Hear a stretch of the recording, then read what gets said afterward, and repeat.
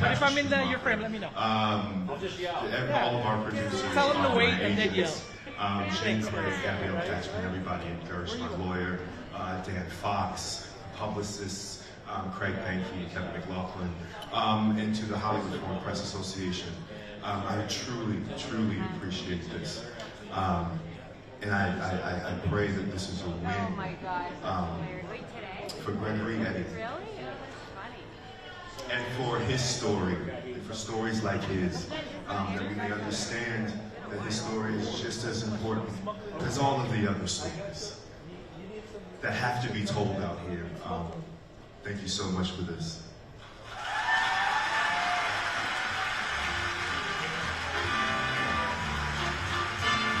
Coming up, Jenna Ortega, Niecy Nash Betts, Ana de Armas, and Letitia Wright.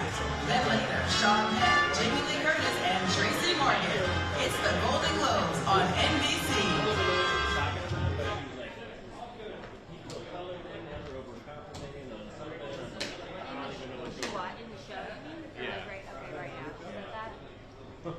He's definitely like, Jerrod is not holding back. You know, he's like, oh yeah. Has he been like pulling those questions about? No, yeah, no. He's like basically for the money. Like, yeah, I know they're really rich, they're racist, but like, you know. When I came in, I heard him like joking. He was like, "They can't fire me. I'm on now." Oh man. I mean, it makes it. I guess it's like, you know, that's what you got to do. It gets you out of like having to like just doing that is like better, easier than. Good afternoon and good evening, everybody. How are you doing today? This is Local to the Press Room Only. Welcome. I just want to remind everybody a few things. We'll have our first talent come up in just a couple of minutes. You'll be able to, they'll come up to the stage. We'll have questions from either side of the audience. We have boom blower operators. They're standing right there.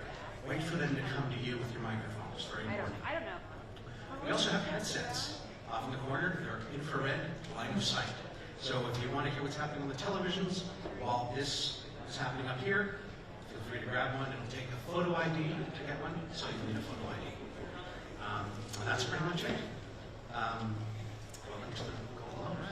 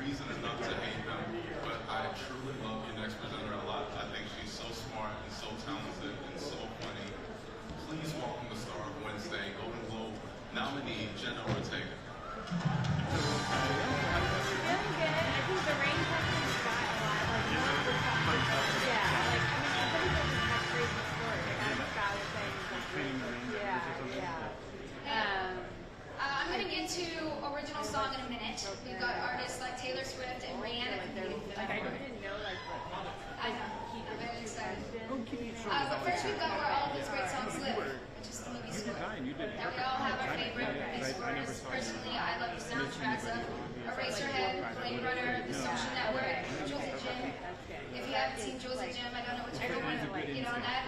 Highly recommend.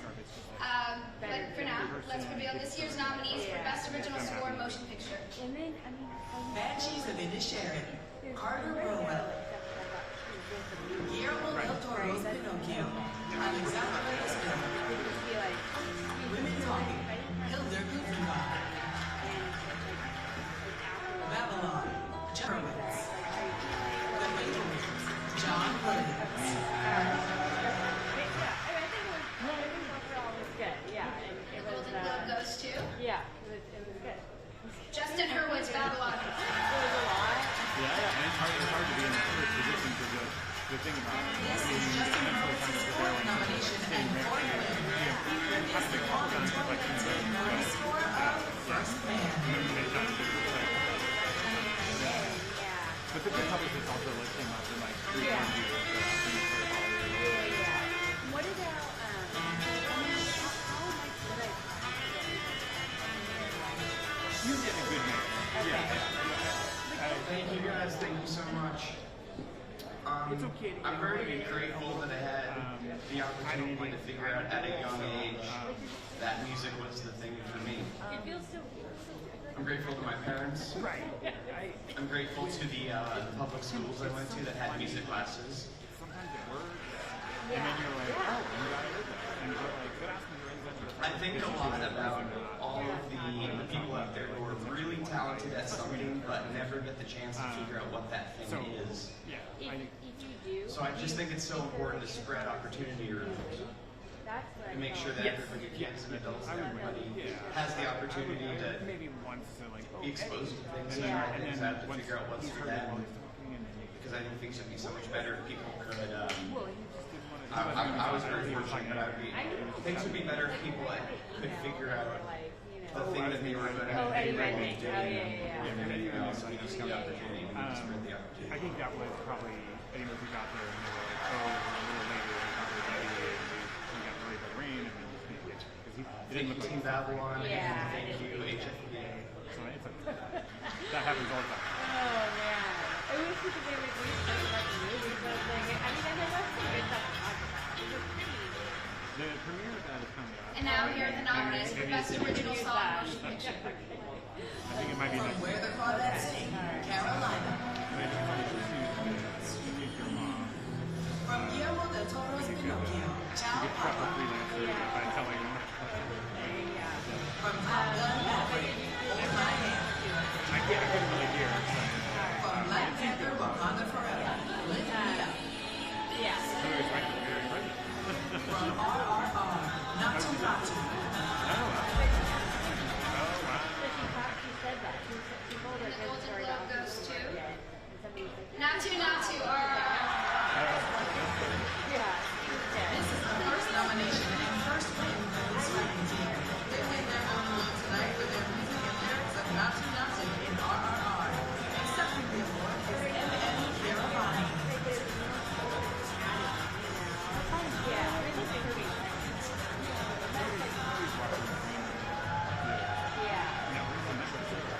And I did feel that way because she started, I mean, she said like what we were asking. It sounded like her, I don't know anything, or that it's like, there's something new, there's like a new thing. Yeah, and I'm like, I have no idea what that is. Let's talk about your pregnancy. No, that's fine. Yeah, That's fine. okay, alright, okay. Thank you very much. Hecha. The Oh, it's just prestigious a award, Golden Globe. Right. Very much overwhelmed with this great moment. And I'm very happy Super to frustrating. share this excitement So much time. with my wife, Yeah. who's sitting right there. Yeah. Right. Which, and it's fine. But then it's like, yeah, then you do this job and you like feel like I could have done it. This award is been a practice. Yeah, exactly. But I mean, yeah. It's a practice to say that this award actually belongs to someone else. You don't want to be caught That's, out there.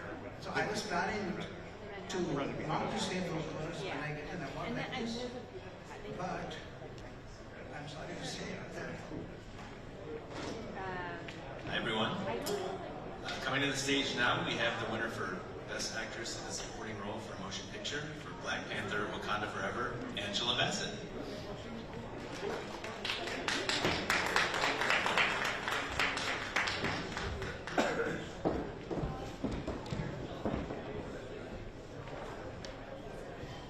Good evening. Hi there.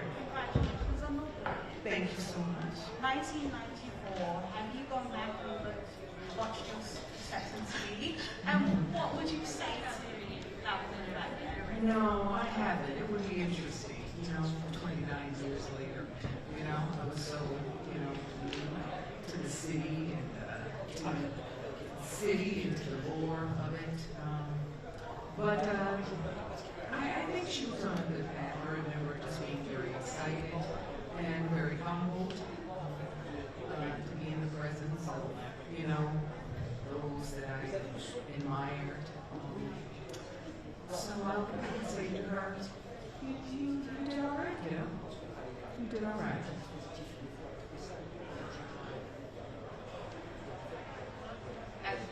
Angela, as this award approached, we don't have to recount the history of what's gone on recently with Global Globes and the HFPA. Did you have any hesitation about coming tonight? No, I didn't have any. I was, just very pleased that my performance and my colleagues, cast, crew, the film, Wakanda Forever, for which I am enormously proud, is being recognized, and I think it should be, and I think it should win everything. So I wasn't about to, stay home.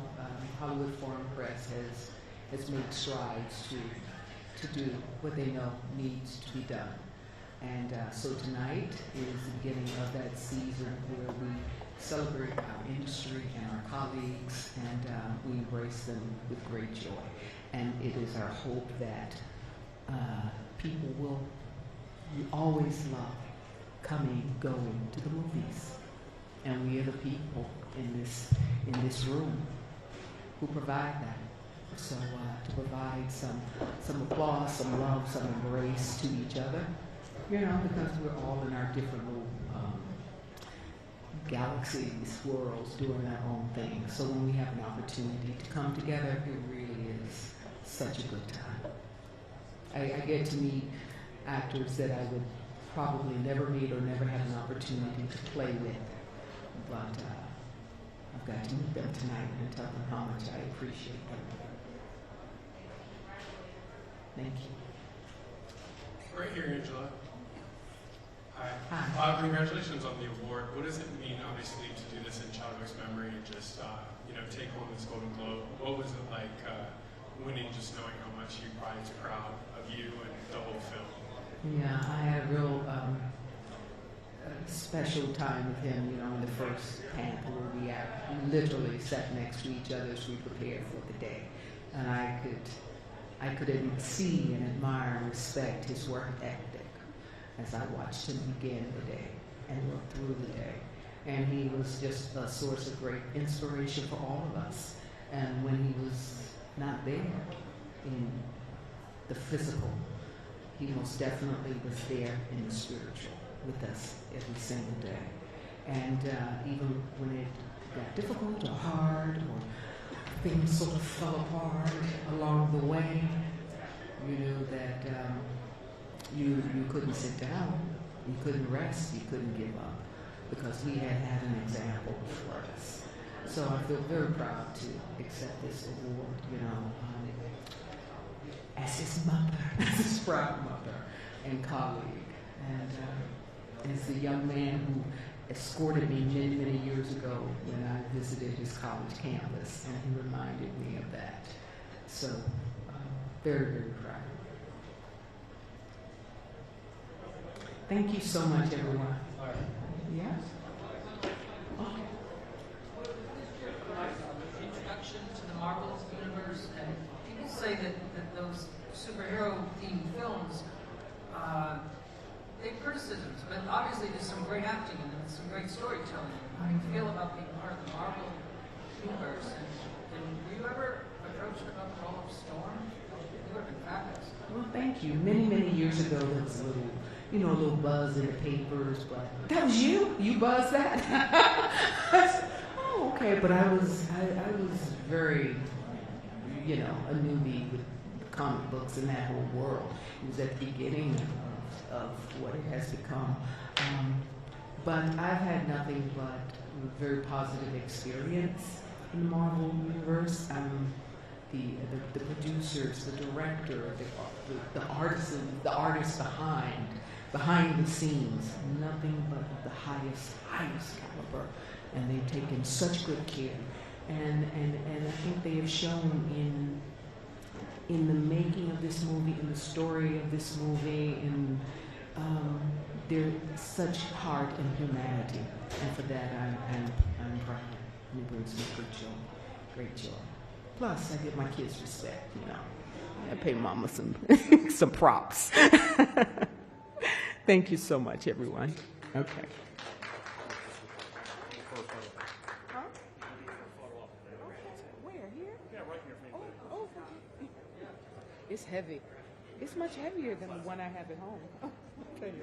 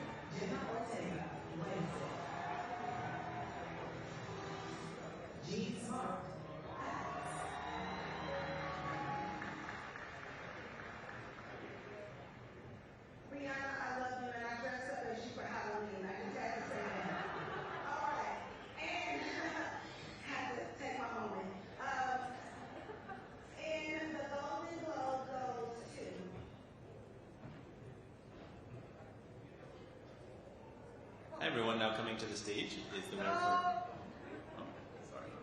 Best Actor in a Supporting Role for a Motion Picture from Everything Everywhere All at Once, Ki Hui Kwan.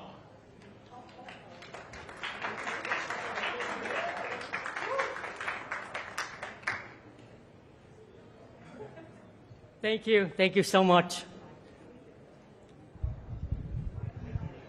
Over here? Yes. So the movie was so moving and healing for our community after a wave of anti-ACP. What was it like for you to play your character who approaches everything with kindness first? And how has that shaped the key standing before us today? Well, you know, this was a role that I wanted for a long, long time. And not only is it a great movie, but it's also a great message. And just like you said, you know, our movie is about love, about kindness, about empathy and acceptance, and it means everything to me.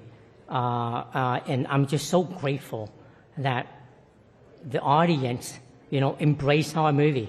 And I just could not believe that I was given this amazing opportunity by the Daniels, and also to be able to work with Michelle Yeoh, the Jamie Lee Curtis, and of course the incomparable James Hong was just a dream come true. Yes. Hi. Where are you? Oh, right here. Okay, Sorry. hi. Hi, I'm with Character Media. By the way, thank you for that wonderful award. Oh, Character Media, yes. Congratulations again. Thank you. Congratulations on this one as well. You really wrapped it up. Thank you. So my question for you is, what sort of roles do you hope to play in the future now that you've kind of made this triumphant return with the role of Wayne and Everything Everywhere All at Once?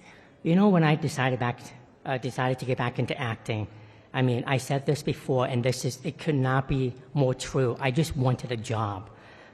In fact, you know, I remember talking to my agent, and I said, do you think I can get a series regular role where it is stable?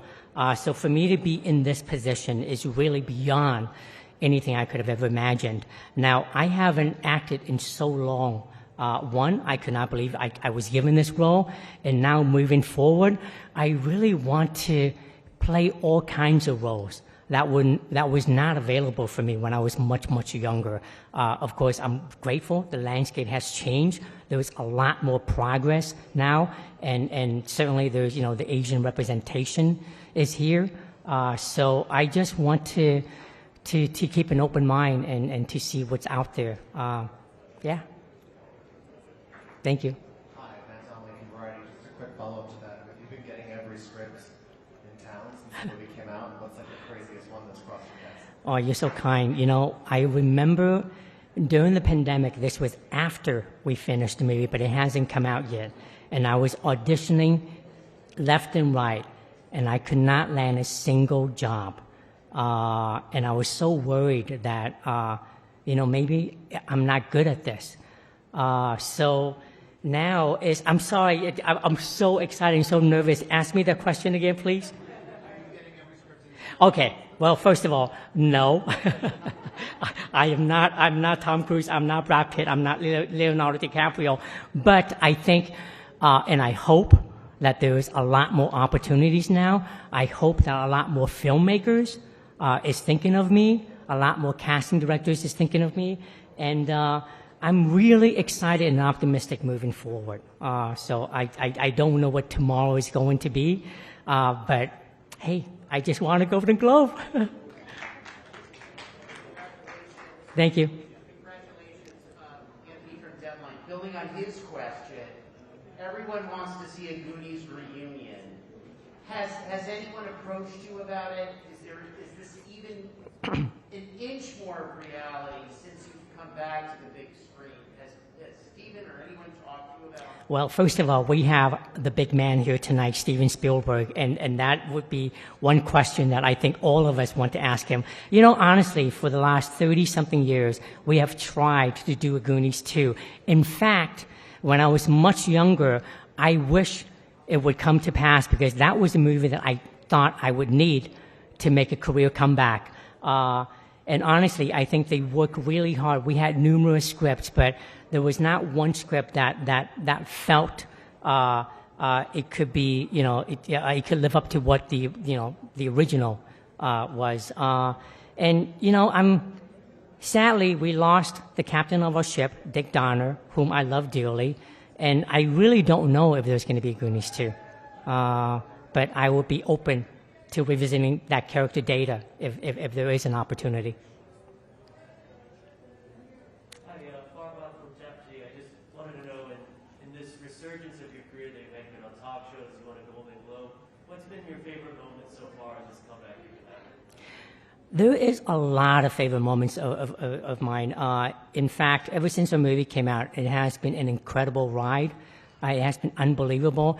But I think the most memorable is, you know, for the longest time, people have come up to me and they would say, are you the kid from Indiana Jones? Are you the kid from Goonies? But now when I go out, people say, oh my gosh, you're Wayman from Everything Everywhere All at Once. And that was what I always hoped would happen. And also, just meeting the fans in person and hearing them talk about our movie and how deeply it resonated with them. In fact, a lot of fans have come up to me and said it has changed their life. And when we talk about our movie, they would literally cry in front of me and also make me cry. So that is definitely one of the most memorable moments since our movie came out. That was our final question. Thank you so much. Thank you so much. Happy New Year.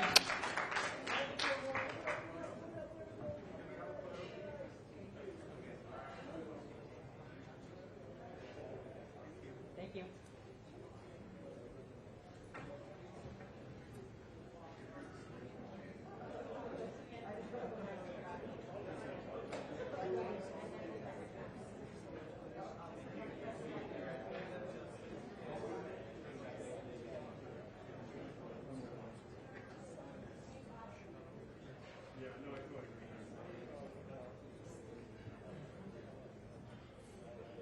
Coming to the stage next is the winner for Best Original Score in a Motion Picture for Babylon, Justin Hurwitz.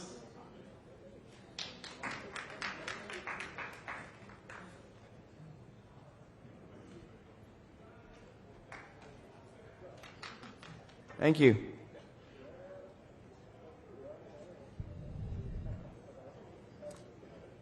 Justin, hey, it's Jasmine Variety. Congratulations on the win. Thank you. Let's talk about Babylon. It's, you know, 3 hours, brilliant score, people and the movie going. You know, are you concerned about people going to movie theaters to watch this or watching this at home? What are your thoughts on that? Yeah, it seems like not a lot of people are going to the theaters. There seems like there are a couple movies a year that everybody goes to, and then the rest of the movies not a lot of people go to. And I try to see everything in the theater. I really don't like watching movies at home. So I wish other people would remember, like, it's not even about, like, I mean, some, like, our movies, I feel like it's a big screen movie, but even, like, small movies, like, one of my best experiences this year was Marcel the Shell in the theater, because it's just funny and people are laughing and it's just like there's an energy and it's a small movie. And I've had so many, the Fablemans I saw in the theater, there's so many small movies that it's just like indescribable what you get from the energy of an audience. The emotion, obviously laughter is contagious, but even like sad stuff, you feel it and you feel that humanity around you. Our movie, I think, particularly benefits from it because of the cinematography, and it's just like a very big screen movie. But I think everything is so much better in the theater, and I wish people would just like remember back to like 2019 what that was like.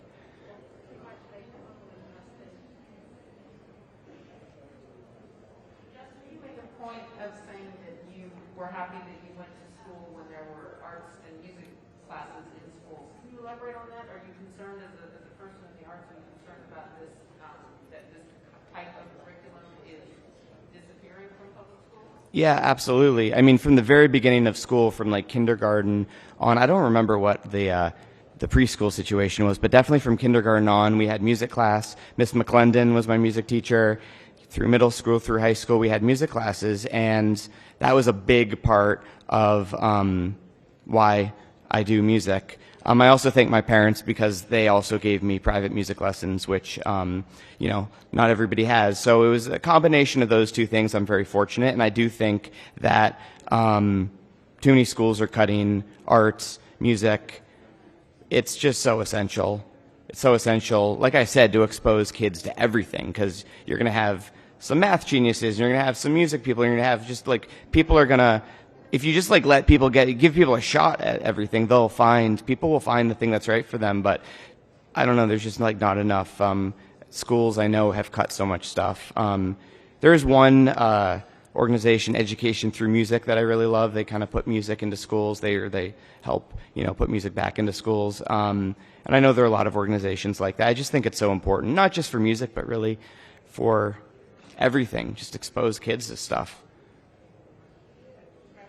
Thank you.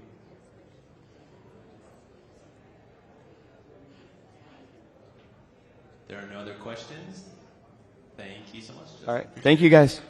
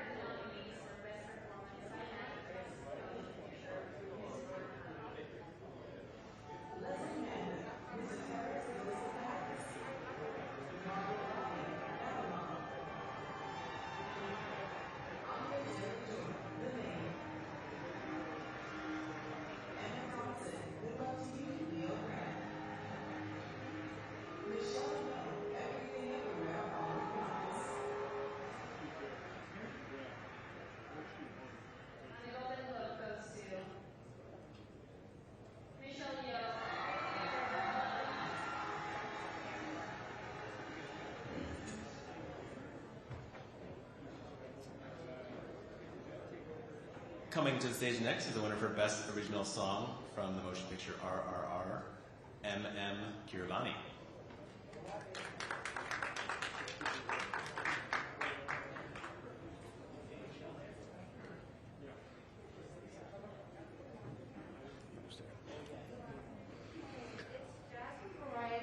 Congratulations on the win.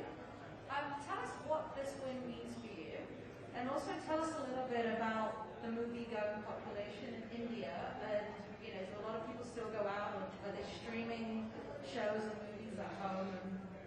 And if they're going to the movies, what can Hollywood learn from India?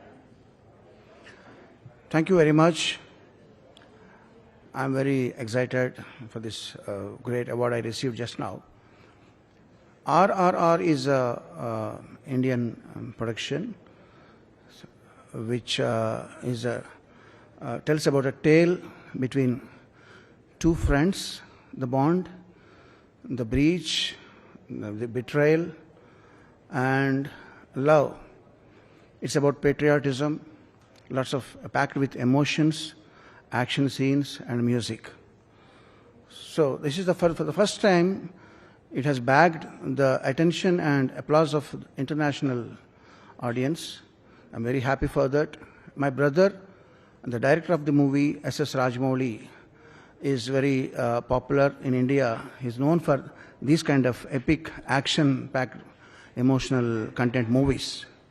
So I'm happy to be associated with him all the while for all of his films. I'm looking forward to more and more such great opportunities worldwide. Hi, I'm from Character Media. My question for you is, sorry, I'm right here. Yeah. First of all, congratulations. Thank you. And second of all, my question for you is, what were some of your inspirations in working on RRR? Were there other soundtracks or songs that you listened to at the time? Yeah, I get inspired from whatever happens all over the world, especially from the West. I'm a great fan of the epic movie Fiddler on the Roof and films like Phone Booth, Coming to America. So I have a list of movies which I watch religiously on a daily basis. Each and every movie, I watch it more than 100 times. Just whenever I watch a movie with a lot of musical content and emotions, I feel very refreshed. So my inspiration is from all the great stalwarts and masters from all around the globe, from John Williams to Nusrat Fateh Ali Khan. So all of them, I learn. I feel I'm a student. I'm a student forever. Every day there is something to learn. That's the inspiration. Yeah. Thank you very much.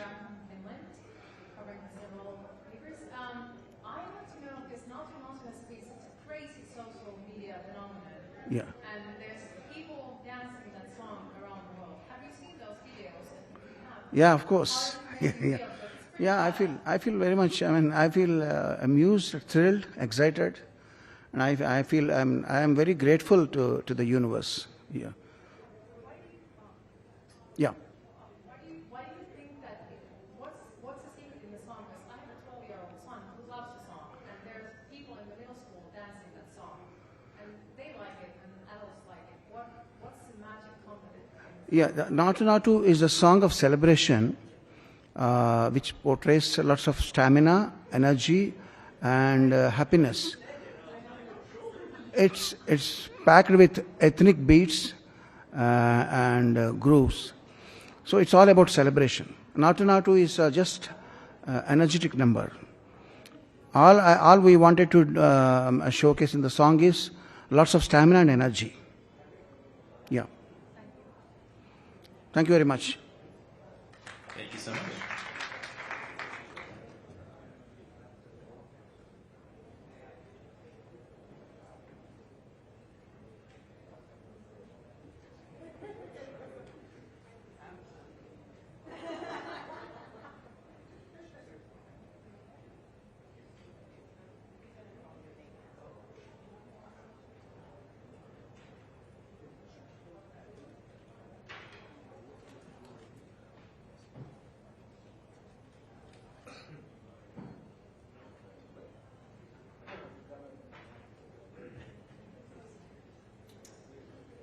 Coming up now to the stage is the Best Actor in a Television Series, Musical, or Comedy, Jeremy Allen White from The Bear.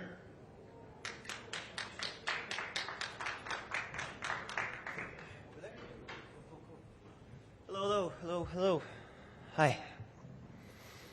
Hi, Anthony. I'm with BuzzFeed News. Hi, Anthony. Congrats on your win.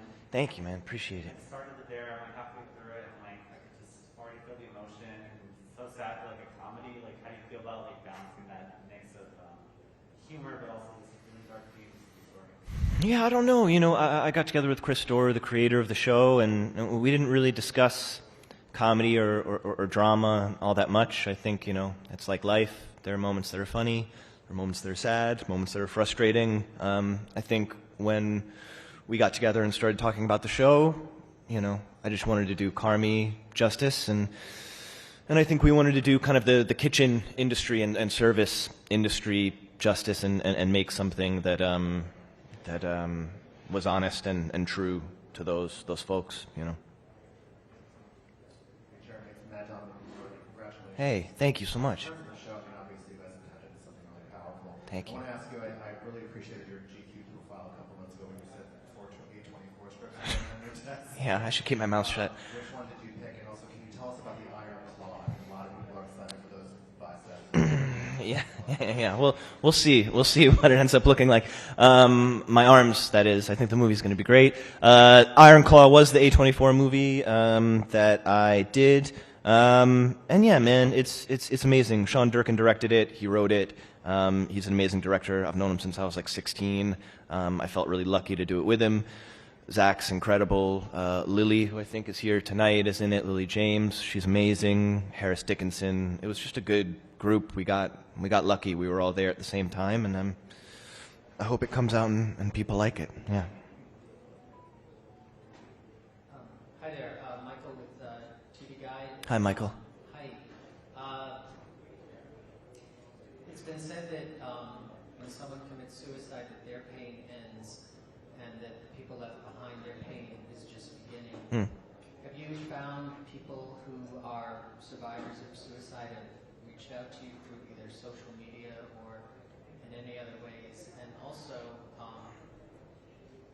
don't mean this to be funny, but do you also hear from people in the restaurant world?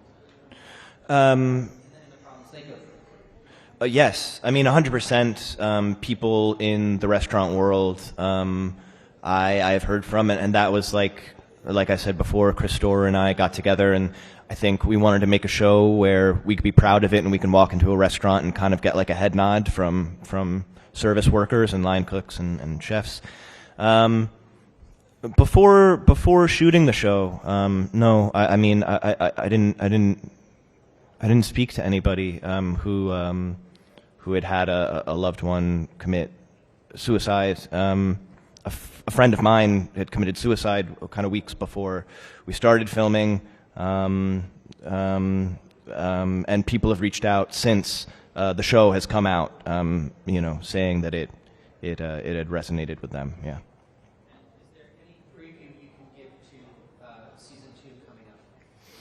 Really and truly, I haven't read anything. I've been bothering Chris out there all night to give me some scripts.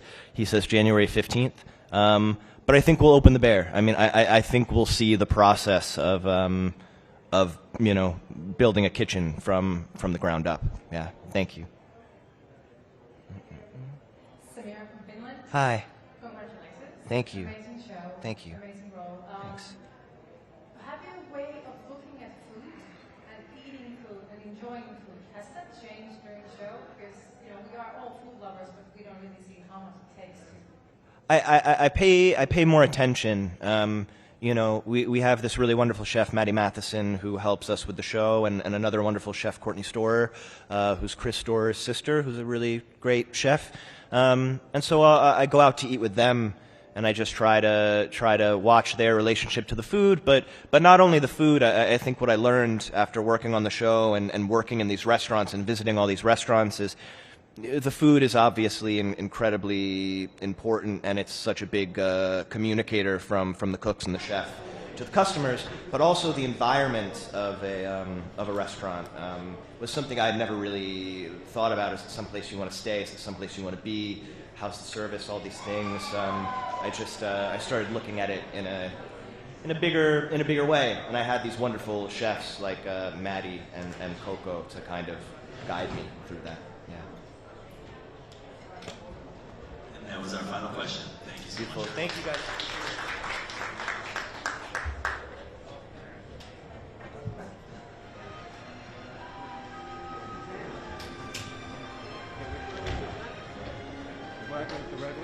Thank you. Hollywood Foreign Press. I'm very grateful for this.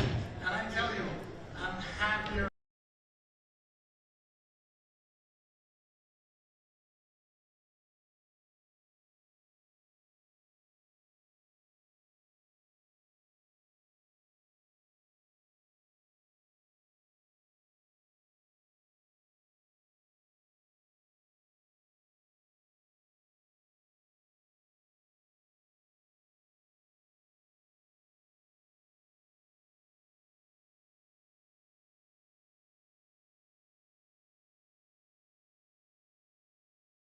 Jennifer and Ken, who gave us life when we were inanimate objects, and if you see us at the dance floor, we're still inanimate objects. And, but also to our crew and cast of animators. We made this movie with more than 60 units, with more than 1,000 days of shoot, and it gave life and beauty and truth to a tale about life, loss, and belonging. We hope you, if you haven't watched it, watch it. It's a movie not for kids, but kids can see it with you if you explain it to them. Thank you very much. See you later. From Black Panther, Wakanda Forever, please welcome Letitia Wright.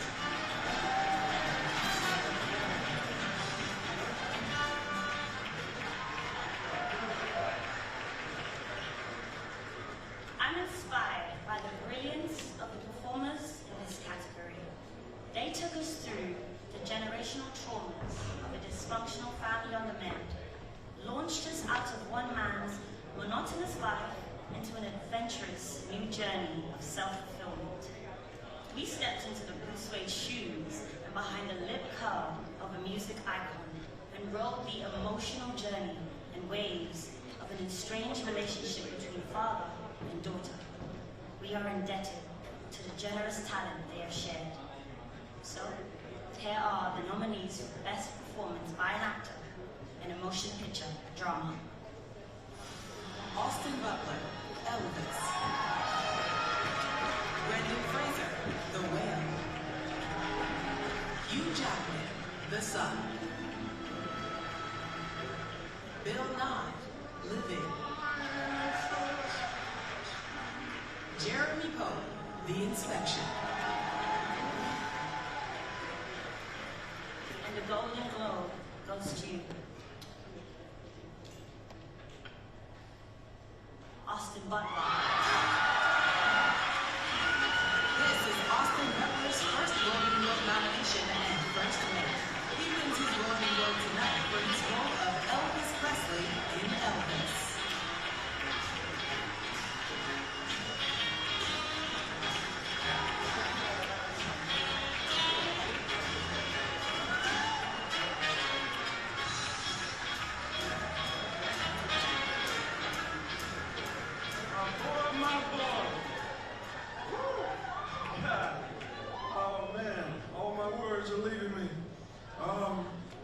I just am so grateful right now. I'm in this room full of my heroes. Brad, I love you. Quentin, I printed out the Pulp Fiction script when I was 12. I cannot believe I'm here right now. I just want to thank the Hollywood Foreign Press for this honor. I want to also say to my fellow nominees, you have turned in the most beautiful, profound work, and I am so honored and proud to be listed among you. I owe this to a bold, visionary filmmaker who allowed me the experience to take risks, and I always knew I would be supported.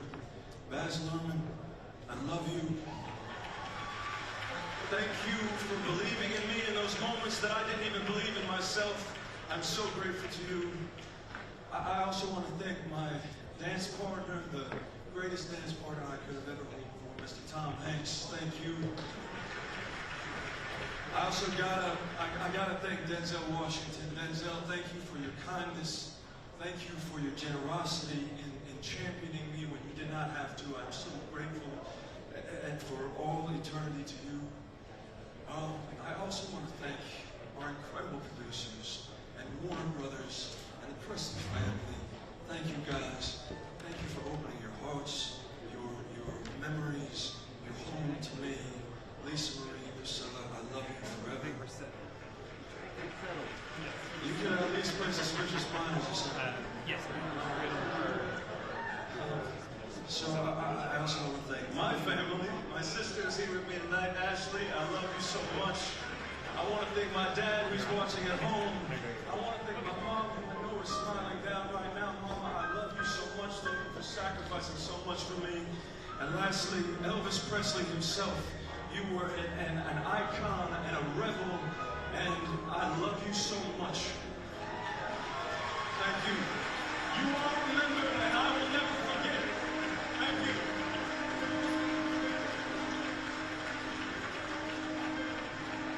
Up next, Top Gun Mavericks Glenn Powell and Jay Ellis. Then later, Billy Porter pays tribute to Ryan Murphy. Plus, Henry Golding and Hilary Swank. Here on the Golden Globes.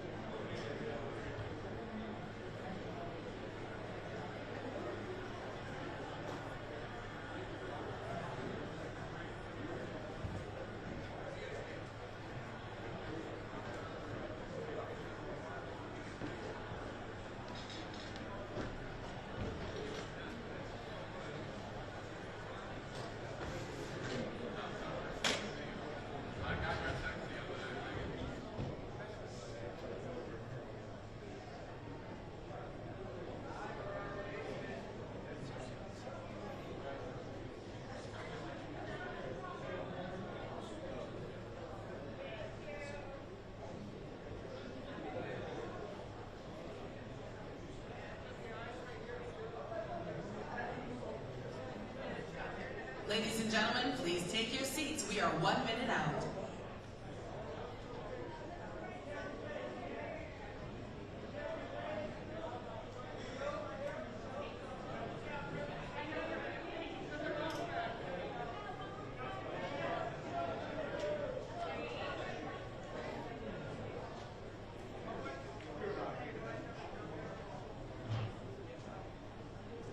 Ladies and gentlemen, we have 30 seconds. Thank you.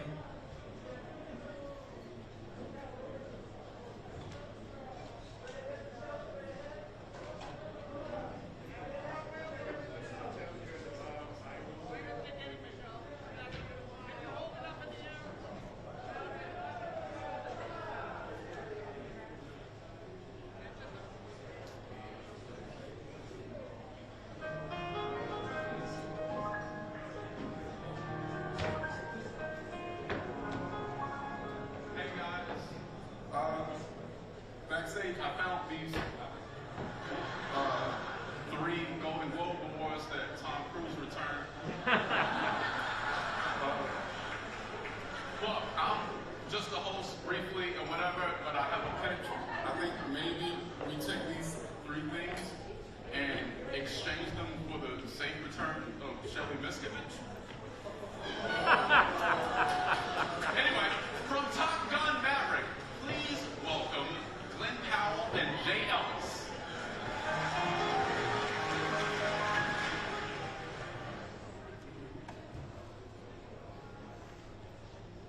Now coming to the stage is the winner for Best Actress in a Motion Picture, Musical, or Comedy, Michelle Yeoh from Everything Everywhere All at Once.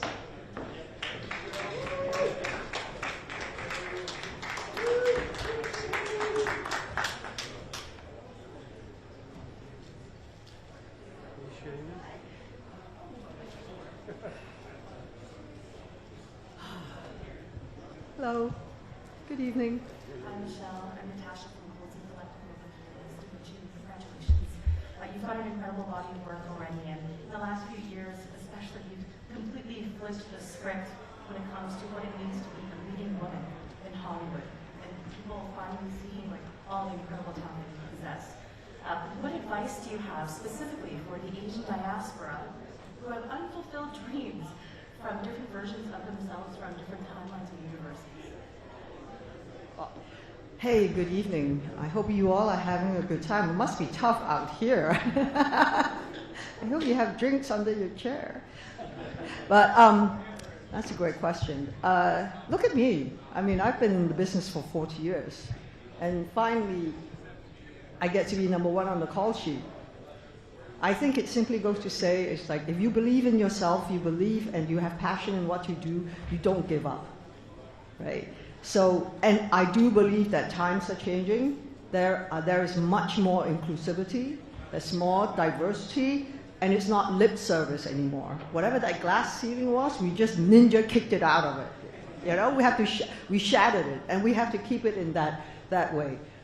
But we have enough and many extraordinary filmmakers, not just in movies, but also TV, that are forward-thinking to understand the importance of inclusivity, the importance of diversity, the importance of telling stories about different cultures, different looks, and embracing them all in the right way, simply because our audience demands it. So we are on this cusp of big change. I think the change has already started occurring. I'm just so happy that I'm still here when the change has happened. You know, that I'm not in my rocking chair and go like, why didn't I get that chance then? So I am overwhelmed at this moment, but at least I am here. So I'm going to work hard that this is not just going to be the only time I'm here. And for all that looks like us, we are going to move forwards and find bigger and better opportunities. Thank you. Thank you. Congratulations, I'm from Directory Media. And so my question for you is, like you said, like look at you, look at where you are now.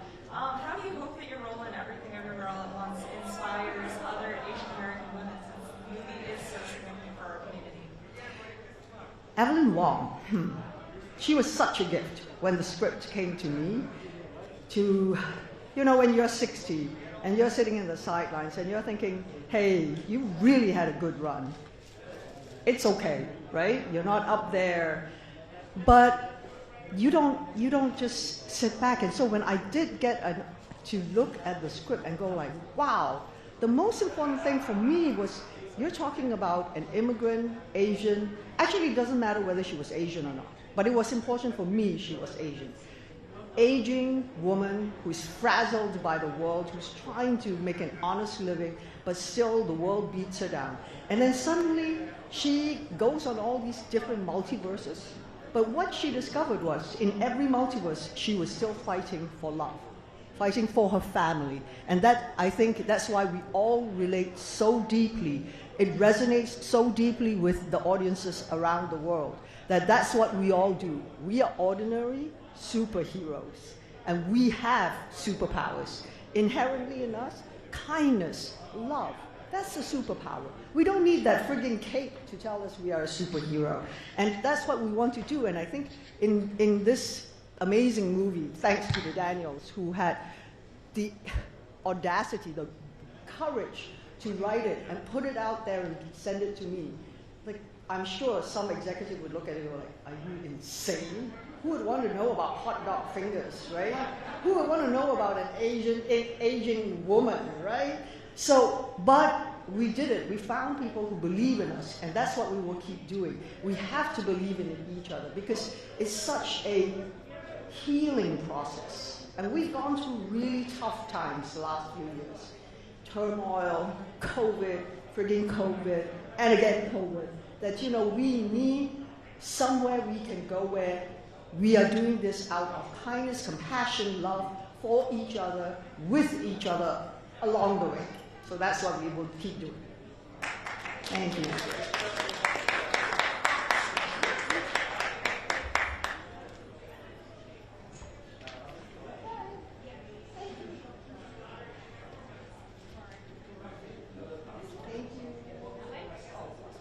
All right, good night, everyone.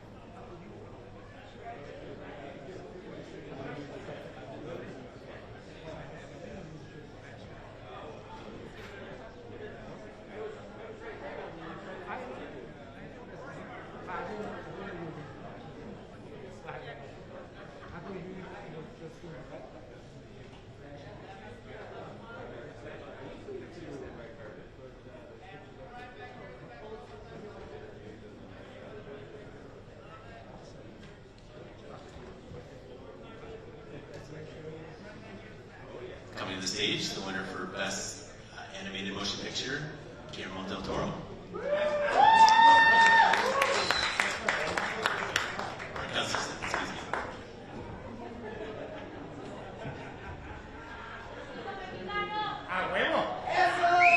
A ver, Mark es él y yo soy Guillermo. Chris, from Jamie, right in front of you. On the red carpet, you were probably the most happy to be here out of everyone we interviewed. What does the Golden Globes mean to you, and how excited are you to be here celebrating in person with everyone? I tell you, the greatest thing is after the pandemic, being here with everyone, the whole way. You know, it's great to be in person. I think that we are part of an art and a craft that deserves to be celebrated, and couldn't be happier to be in the same room with everybody. People I admire, people I know, all acquaintances, new directors, futures. Fantastic.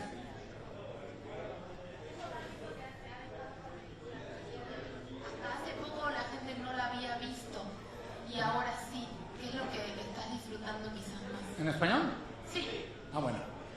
Para nosotros es una película que esperábamos que conectara muy fuerte con la emoción del público. Y verla, por ejemplo, en Nueva York, en MoMA, la sala ha estado llena todo el tiempo, en persona. En México, las exhibiciones en el Zócalo fueron multitudinarias. La gente conecta con la película, la quiere, los conmueve. Eso es lo más bonito que hemos vivido los dos. Entrevistas, es decir, el ser mexicano te ayuda con tu sensibilidad, te ayuda pues ahora sí con esa perspectiva. ¿De qué manera el ser mexicano te ayudó a ser Pinocho? No, la actitud ante la vida y la muerte, completamente mexicana. La figura de la esfinge y el ángel que viene a dar vida a Pinocho son como alebrijes mexicanos o salidos de un retablo mexicano. La sensibilidad que la lleva, la sensibilidad que existe para la imaginación de la película y el deseo de que parte de la película fuera animada en México, que se logró en el taller del Chucho en Guadalajara. I think I agree with that.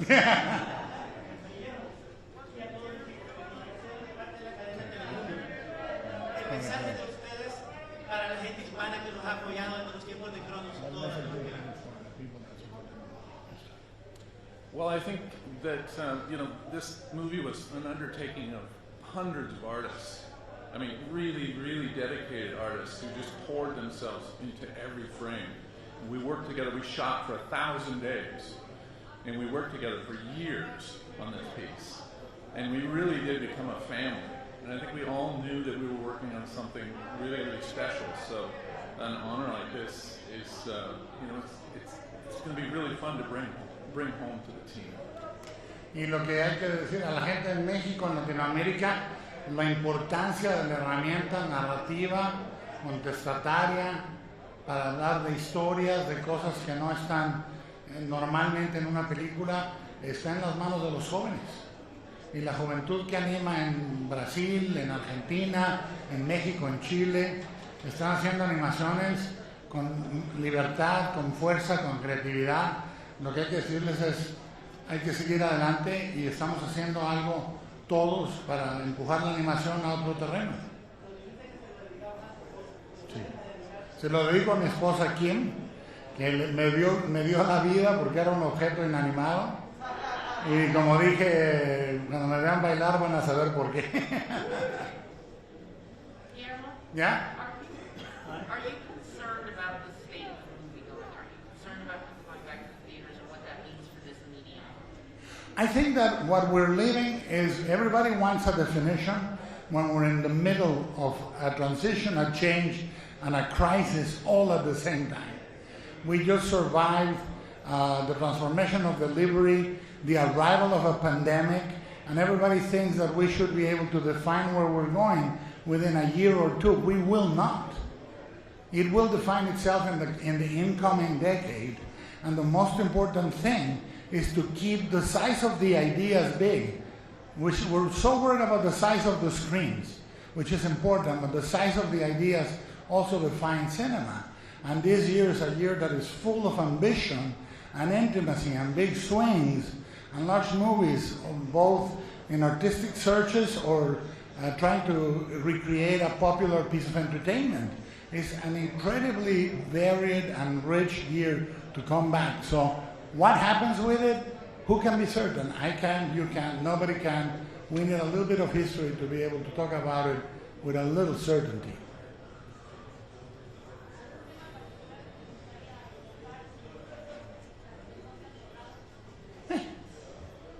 I could tell you. No, you mind if I answer in English? So everybody, it's not about the themes that you want to deal with. It's about the stories that are urgent to tell. And each time at the bat, you try to tell stories that are important to you, because you're going to destroy your personal life for 3 years. You know, for everybody, you watch the movie in a couple of hours, but it destroys any possibility of family life, any possibility of social life, any possibility. So they become almost biographical pieces for everybody. The animators, to give you an example, one animator that animated the dialogue between the Sphinx, Death, and Pinocchio was in the same set animating those two characters for more than 2 years. So we are not guided only by the themes, but by the real belief that these stories need to be told. Pinocchio is not about the past, it's about now, and about the importance of disobedience and truth, more than anything, truth about who you are.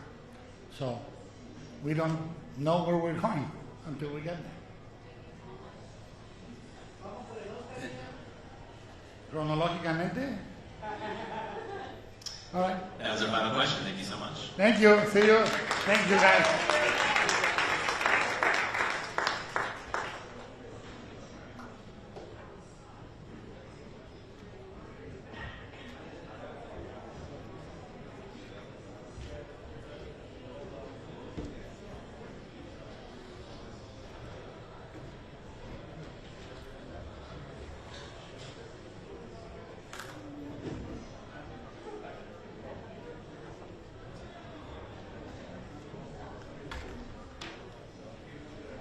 Coming up next is the winner for Best Actor in a Motion Picture Drama from Elvis, Austin Butler.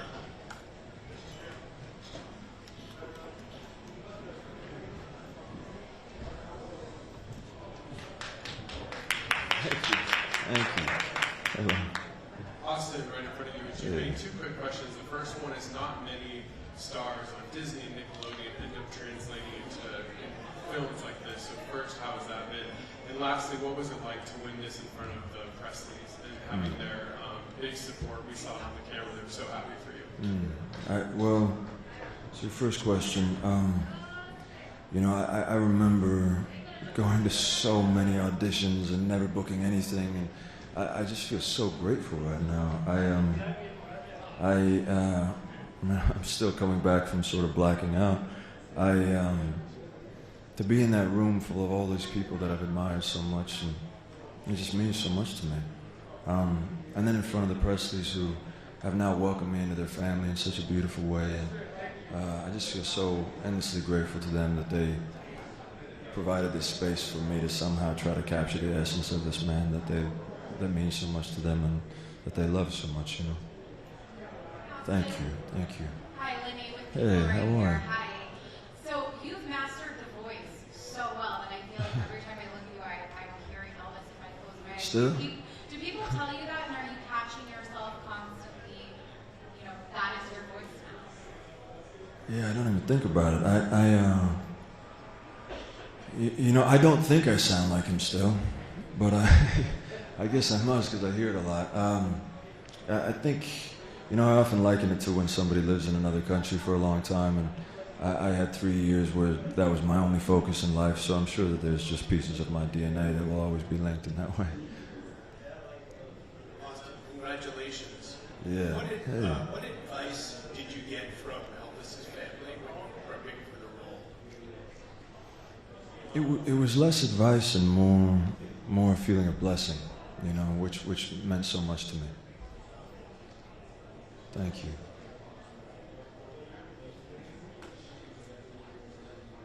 I love this mic on a stick like that. I haven't seen that before. Unfortunately, I think that needs to be our last question. All right. Really appreciate it. Thank you, guys. This was painless. Thank you. Thank you, guys. Thank you.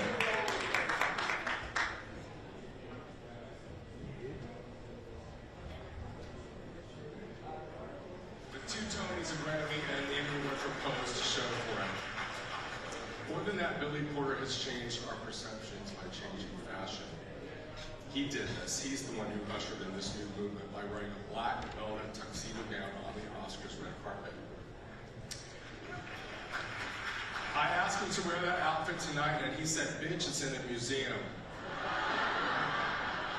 But he whipped up this fuchsia replica for me. And I love it, and I love him. Thank you, Billy. Where are you? I also think tonight of the achievements of Niecy Nash's life. Born in LA, a mother of three, she was told only a couple of years ago, when she wanted to marry the love of her life, Jessica, that she shouldn't do that. She might never work again, her community and her industry would abandon her. Niecy Nash chose love, not fear. And tonight, she's Globe nominee Niecy Nash-Betts, and she's had the biggest year of her entire career with Dahmer and Rookie Feds. Niecy, I love you.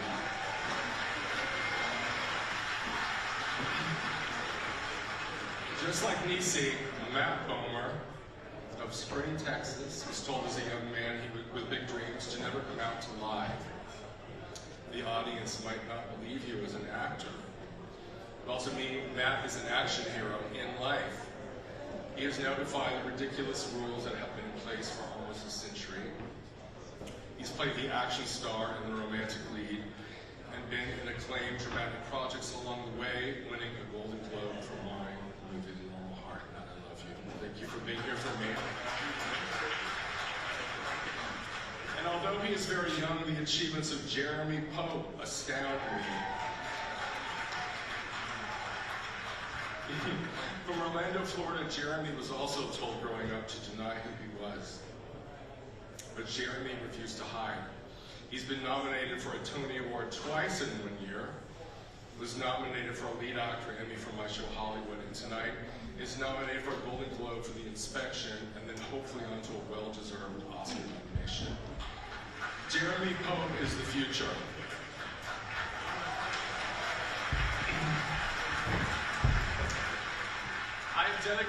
I've dedicated most of my lifetime achievement speech here tonight to these wonderful actors I work with to make a point of hope and progress.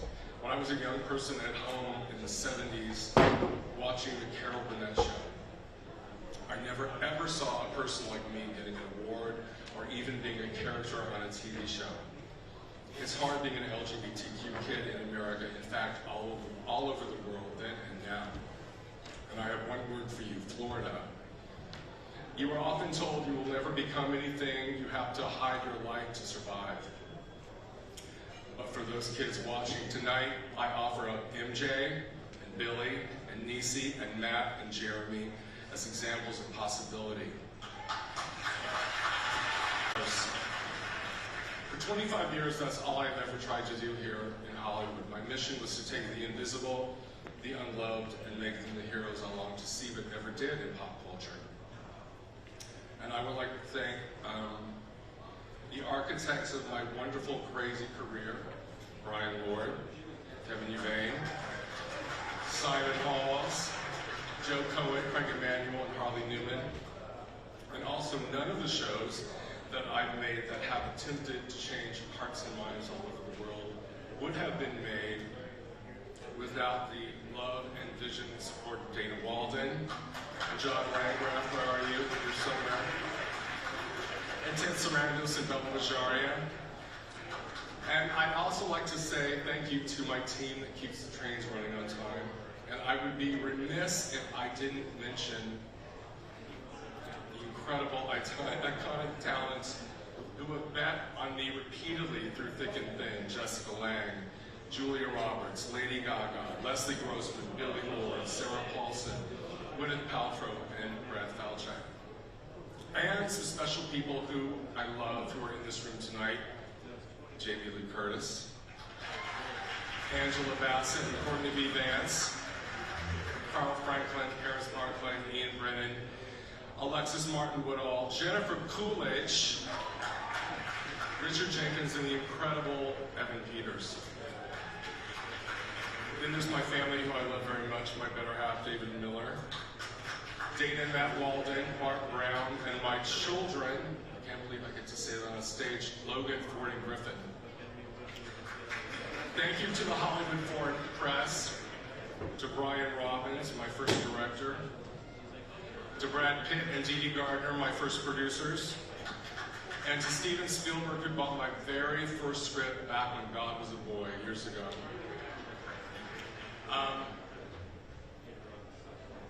Lastly, one of the most incredible things about working with Carol Burnett is you could ask her anything. One day we were sitting around during a lighting setup, and I asked her why she tucked her ear at the end of every show. What did that mean? She laughed and said it was a secret signal to her beloved Randall Mabel. Way to say hi and all is good. So this is from Randall. Thank you.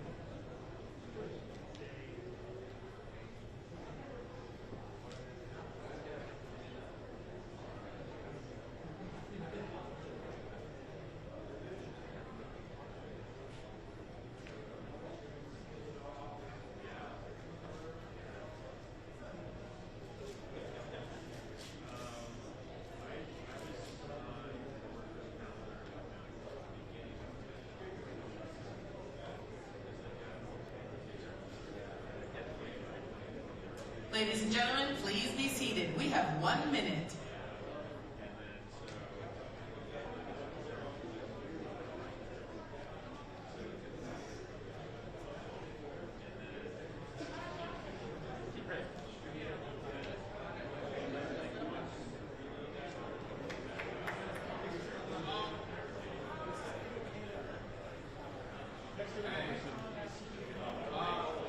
We have 30 seconds.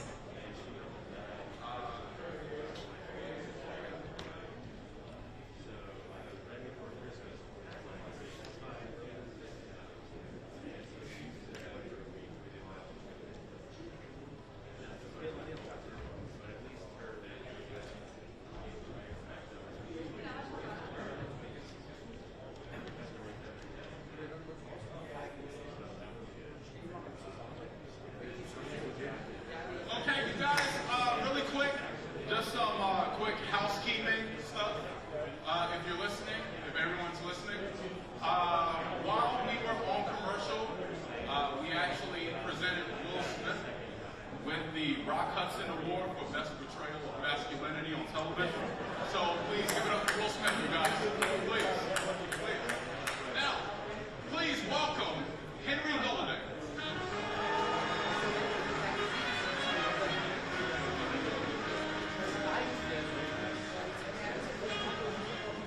In the 80-year history of the Golden Globes, so many legends have won this acting award. They've set a standard that we all aspire to. Here are the year's nominees for Best Performance by an Actress in Motion Picture Drama. Kate Blanchett, Tar. Olivia Colman, Empire of Light. Viola Davis, The Woman King. Ana de Armas, Blonde. Michelle Williams, The Fablemans.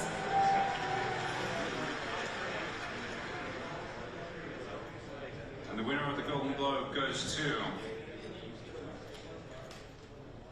Kate Blanchett, Tar.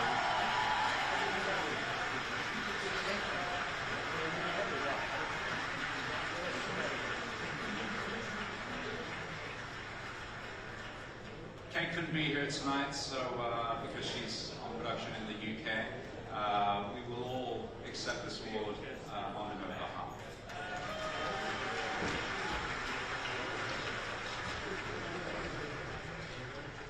Now here are the nominees for Best Motion Picture, non-English language. Invest in Weeks Noyes, Germany. Argentina, 1985. Argentina. Close, Belgium, France, Netherlands. Decision to Leave, South Korea. RRR, India.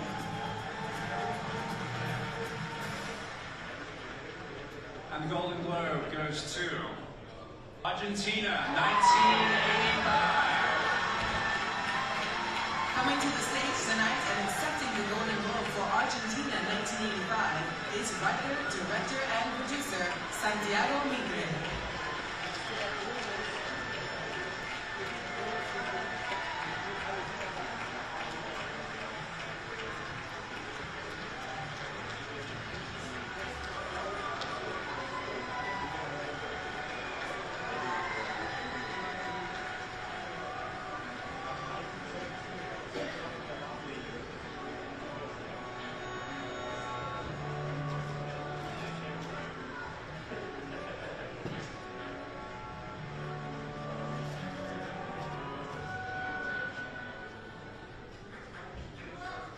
Muchísimas gracias. Me encantaría poder hablar en español, pero I think I have to speak in English. Because, bueno, thanks a lot for the Hollywood Foreign Press. This is amazing and super heavy. I'm thrilled to be here sharing. I want to share this with my team, with my people over there. With the producers, Axel, Agustina, te amo. And the ones who are not here, Chino, Fede, Santiago, Victoria. Hola Vicky. Cindy también. Bueno, all the crew who is watching this project in Argentina. For the actors. have the immense privilege to share a film with Ricardo Darín, who is a fucking legend and one of the best actors in the world. And I love him. He's great. I want to share this for all the people who, since the dictatorship, have been fighting to build a better democracy in Argentina. And they keep on fighting. And well, I think democracy is something that we need to, well, we need to keep on fighting for. Ricardo, the music started. Oh, thank you very much. I am very proud for this. Thank you. I love you. I will speak 2 words in Spanish to my people. Para toda la gente de Argentina, después de este campeonato del mundo, esto es una gran alegría. Los quiero. Bye, bye. Please welcome Golden Globe winning actor and founder of CORE, Sean Penn.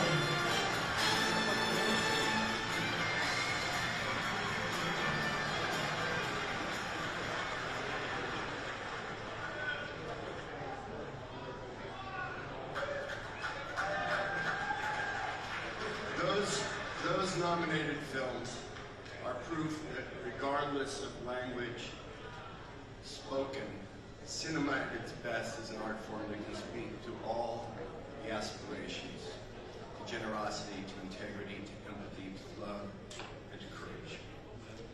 I'm privileged to be here tonight. I'm proud that the leadership of the Hollywood Foreign Press has seen fit to encourage that those highest aspirations of film should share this stage tonight with a very real-world example, that which inspires film's creation. From the otherworldly courage of young Iranians rising up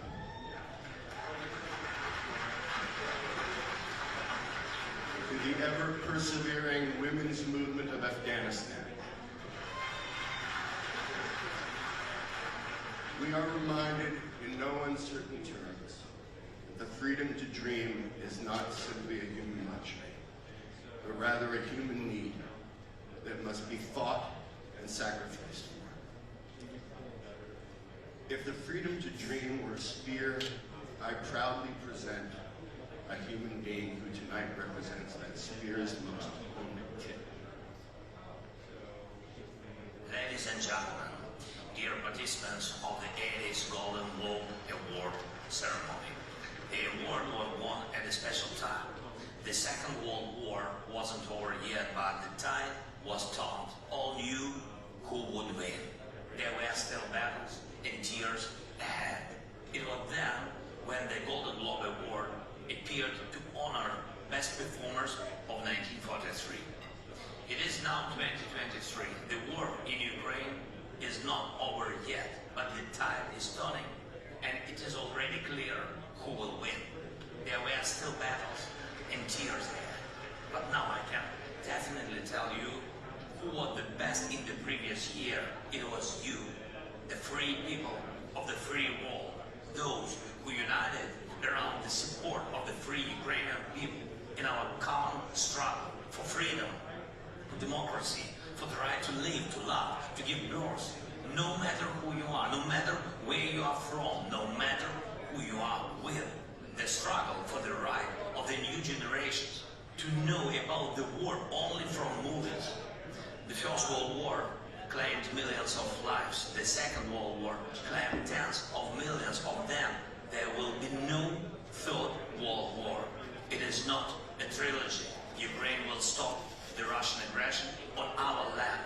We will make it together with a whole free world. And I hope that all of you will be with us on the victorious day, the day of our victory. Slava Ukraini!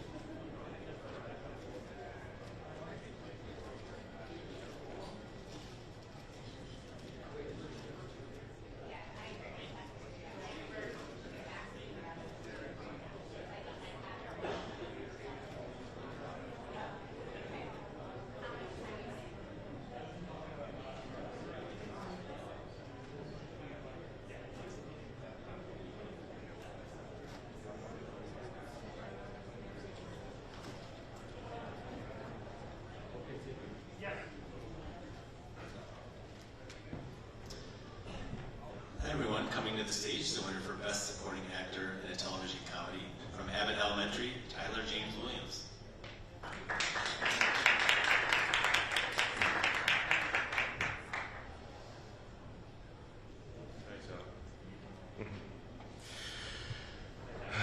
Hey.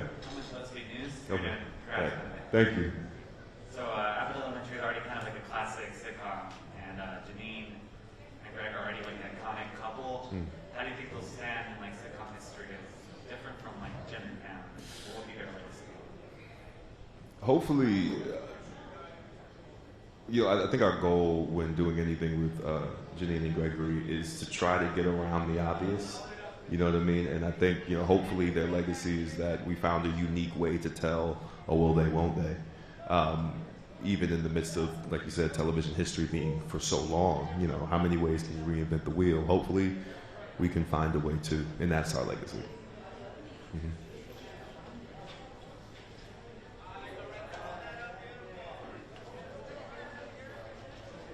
That's not working, but... Not working. Okay, cool. I think a lot of people still think that child actors have some difficulty adjusting as adults. What do you think was in place for you that led you to this incredibly successful moment? I'm from New York. So like Philly and New York slang is like cousins, you know what I mean? So I already had some of it. We use John, we just use John for a different reason. But it's there, it's there. John, it's more like an all-purpose noun. It could be anything, it could be that chair, it could be you, it could be the mask. Philly is more specific. The first part of your question, I see now I got caught up on slang. What was the first part of the question? Oh, right. I don't know, man. I think, I've seen a lot of people come and go, people who I came up with, who I thought were very talented people who either the roles weren't in the right places at the right time for them. I think for me, I just always really wanted to do good work. And wherever there was good work that allowed me to do it, that's where I went. I think a lot of people think that the road is straight. When that's the first time I was here, I was 13 when Everybody Hates Chris was nominated. I think people think. And from there, you just keep going. And it doesn't always look like that, you know what I mean? You find ways to reinvent yourself and find new ways to get passionate about the work. So I hope that if anything is taken from this, that it's not always linear, and there are missteps for everybody along the way. So I don't think there's any real one formula that makes it work. Thanks, man. Hi. Oh, right here. Okay. What's also been great about Abbott Elementary is that we're seeing a longer season, and right now in the TV landscape, we see 10 episode seasons. With more episodes, you get more time to build characters and stories, and the Janine and Gregory romance is slow burn. Do you think it's beneficial for TV shows to have those longer episodes? Like, do you think we should see more of that now? I think every actor in the room would say yes. I like network TV and that high episode count because to me it feels harder to do. It's easier to manufacture quality product at a lower clip than a higher clip. I think that the industry is in a good place when we do higher episode counts because it requires those shows to sustain and maintain, and it gives the audience something to be locked into over time. Personally, I would like to see more of it, but I also understand that there are certain stories that are told and better in different mediums. But I would like for Abbott to not be the outlier there. I don't want us to be the asterisk, the like, sometimes this happens. I think audiences would appreciate shows with a bigger clip of episodes. Hi, over here. Hey. Since you do get to work with so many of the young kids on set, do you get to give them any advice being a child actor yourself? It's not as much advice. I think it's more helping them to be comfortable in the atmosphere. I think that's the number one thing a kid needs when first starting their career in this industry, is to feel comfortable and be able to be a kid and just have fun and ask questions. And I think so many times I found myself as a child in very stringent work atmospheres that weren't conducive to being a kid. So it's not as much advice yet. You know, I teach second grade, but there is this aspect of them getting super comfortable in their space and learning that they can have fun here. And hopefully 15, 20, 30 years from now, there's somebody from Abbott standing here who said that they felt comfortable performing on our set for the first time. That was our final question. Thank you All so right. much. Thank you.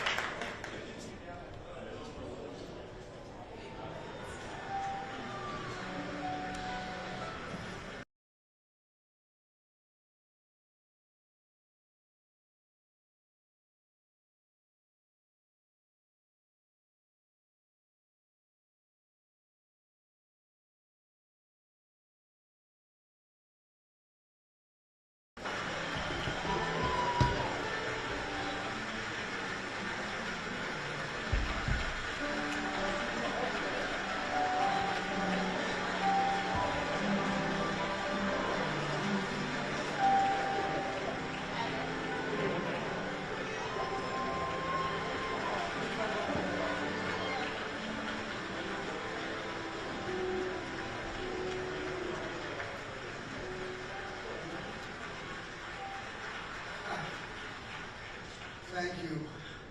I always say that if I prepare something, you know, it's going to jinx it, so I never prepare anything, and I'm really, really happy about this. But I think there's 5 people happier than I am. There's my sister Ann, my sister Sue, my sister Nancy. There's my dad Arnold and my mom Leah. She is up there cavelling about this right now. You know, I've been hiding from this story since I was 17 years old. I put a lot of things in my way of this story. I told this story in parts and parcels all through my career. E.T. has a lot to do with this story. The Close Encounters has a lot to do with this story. But I never had the courage to hit this story head on until Tony Kushner, when we were working on Munich, which was a long time ago, sat me down and said, start telling me about all these stories I've heard about your life.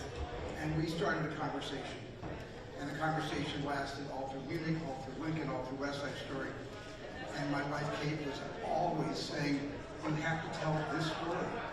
And during COVID, I didn't know if any of us were going to have the chance to tell any of our stories again in March, April, May of 2020. So we sat down to tell a story which is, I think everything I've done up to this point has made me ready to finally be honest about the fact that it's not easy to be a kid, the fact that everybody sees me as a success story, and everybody sees all of this the way they perceive us based on how they get the information. But nobody really knows who we are until we're courageous enough to tell everyone who we are. And I spent a lot of time trying to figure out when I could tell that story. And I figured out when I turned about 74 years old, I said, you better do it now. You better do it now. So, and I'm really, really happy I did. Thank you, Hollywood Foreign Press, for this honor. And thank you, my entire team, Michelle Williams, and Paul Dano, and Judd Hirsch, and Seth, and all the girls, and Gabriel LaBelle, who is a much better person in my movie playing me as I was playing me in my life. And everyone else who is a part of this, just thank you from the bottom of my heart.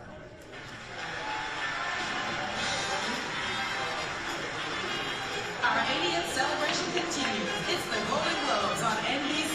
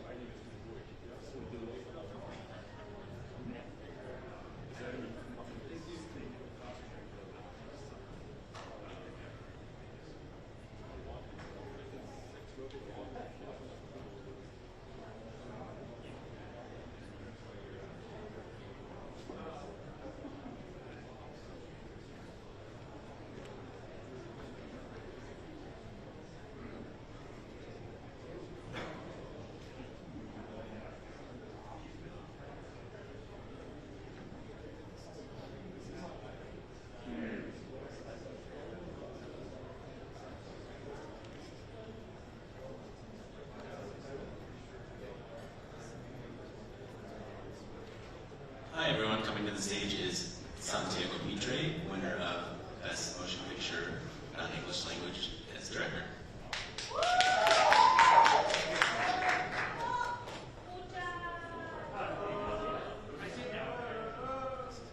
Buenas noches. Good evening. Thank you very much. I'm very happy.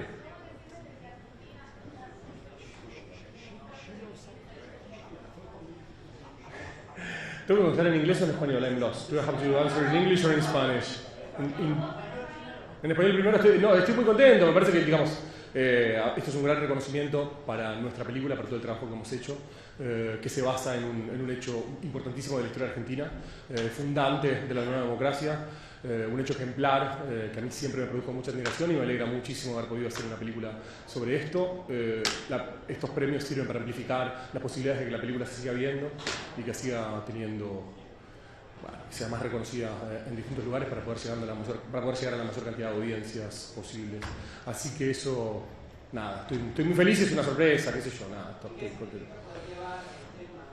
¿Qué significa poder llevar el tema de la película al mundo entero y que a través del trabajo de ustedes sepan estos hechos históricos que sucedieron en tu país?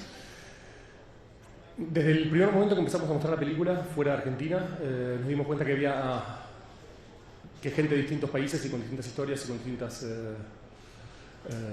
problemáticas se podían identificar con nuestra película y podían tomarla como propia y utilizarla para pensar cuestiones sobre lo que se había hecho y lo que no se había hecho en su país. Creo que para los países latinoamericanos que han vivido dictaduras es muchísimo más directo, pero creo que la película conecta también con gente, con países, con otras realidades. Creo que la situación en la que vive el mundo, en donde vemos tantos discursos de odio, tantos discursos antidemocráticos creciendo, esta película es un símbolo de cómo se manejó, cómo a través de la justicia se puede consolidar la democracia, y eso es una preocupación que creo que tenemos que tener todos en el mundo del cine y en el mundo en general. Así que me alegra que la película pueda colaborar en ese tipo de debates.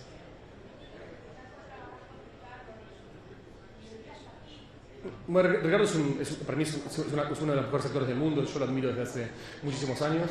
Él es productor también de la película, así que me acompañó desde el principio y confío muchísimo en el proyecto. Le estoy muy agradecido, es un placer trabajar con él porque hace todo bien y además es muy divertido después la promoción de una película y los viajes de una película con él, así que lo quiero para siempre y es una leyenda para mí. Tiene el respaldo de Victoria Alonso, la mujer más famosa en el mundo de Marvel detrás de cámara. Bueno, Vicky es una persona increíble, la verdad que tuvimos mucha suerte de que ella se interesara en nuestra película y quisiera apoyarnos. Participó muy activamente en todos los procesos y nada, qué sé yo, sí, es un ícono ella también, digo, los consejos que nos daba y la manera en la que vio la película y cómo creyó siempre en la película fue muy alentador. Muchísimas gracias a ustedes. Ninguna película me pregunta en inglés. I want to thank especially to Amazon Studios. Please write it down whenever you, because I forgot to say it in the speech, and they made this film with me. So thanks to Amazon.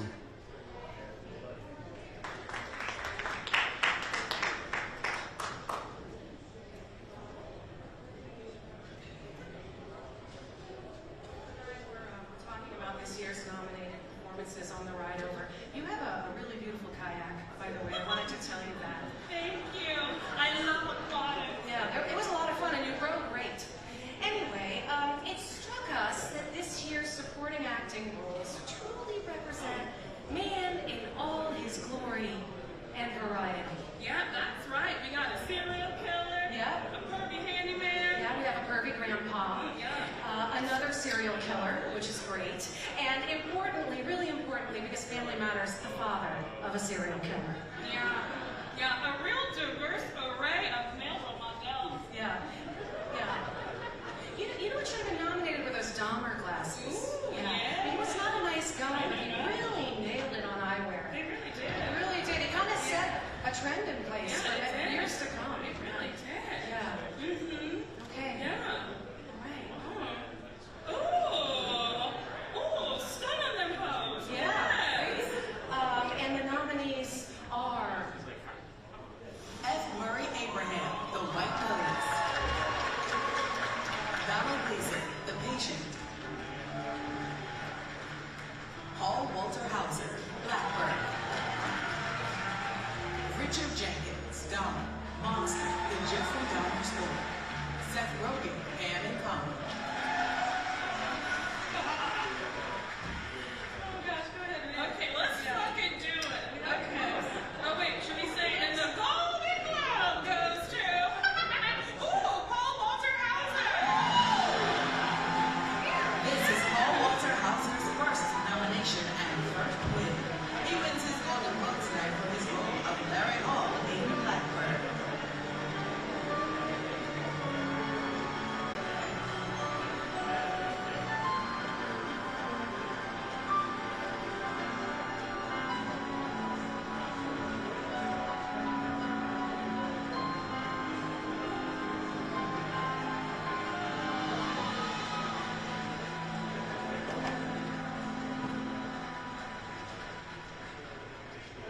A lot of stuff.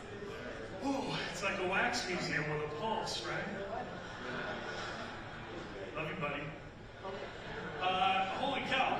I don't think I'm gonna get the time that like Spielberg and the other guys got, so I'm just gonna say a bunch of names. My wife Amy, thank you for your love and your patience and your friendship. My son Harris, baby number 2 on the way, the sequel this April. My parents Paul and Deb, my siblings Matt, Julie, and Elise, my reps Ryan, Sam, Rachel, Ruby, Peter, Isaac, Carrie, Emma, Samantha, Zach, Jamie, Matt, the whole team at Apple, Carrie, Richard, Bradley, Alexandra for producing this thing and making it the best it could be. The filmmakers Michael and Joe and Jim, and our DP Natalie Kingston, who's a killer. My HMU team, Galaxy, and Nana and Catherine, who did all the scary stuff. The cast, Greg Kinnear, Sepida Moafi, Joe Williamson, Jake McLaughlin, Ray Lee frickin' Oda. Get up, come on! Ray Liotta! Ray Liotta, baby! Yeah! Shout out to my brother and my king, Jesus Christ, and to my manager, Brian Walsh. Do me a favor, get the tables. Good night.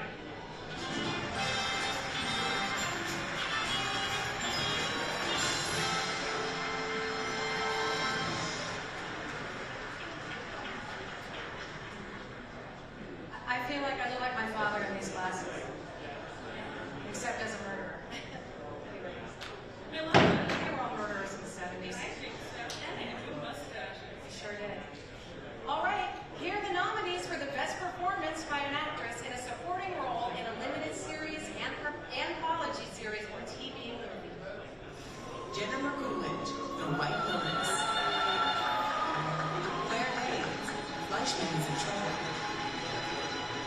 Daisy Edgar Jones, Under the Banner of Heaven. Niecy Nash Betts, Dahmer, Monster, The Jeffrey Dahmer Story. Aubrey Plaza, The White Lotus. Okay, and the Golden Globe goes to Jennifer Coolidge. This is Jennifer Coolidge's second nomination and first win. She wins her Golden Globe tonight for her role of Tanya McCoy in The White Lotus.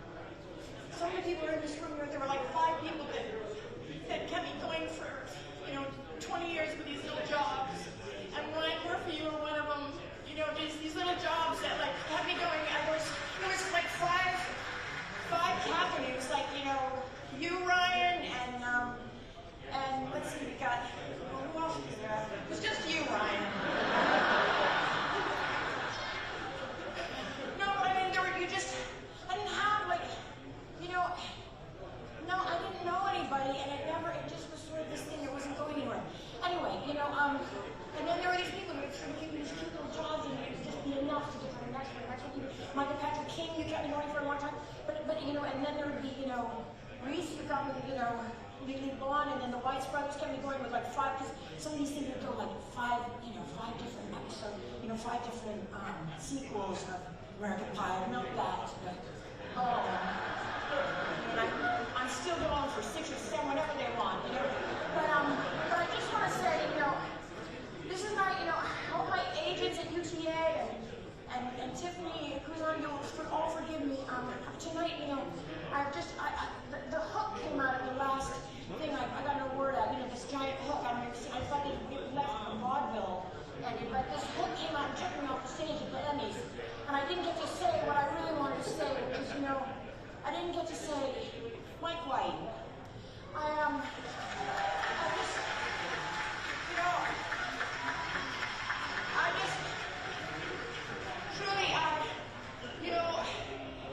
just want you all to know that I had such big dreams and expectations as a younger person, but what happened was that, they get sort of fizzled by life or whatever. I thought I was going to be Queen of Monaco, even though someone else did it, but I had these giant ideas, and then you get older and you're like, fuck, no, and I just want to say, Mike White, you've given me hope for, you've given me a new beginning. Even this is the end, because you did kill me off, but it doesn't matter, because even if this is the end, you sort of changed my life in a million different ways. And my neighbors are speaking to me, things like that. And I mean it. None of those people, I was never invited to one party on my hill, and now everyone's inviting me.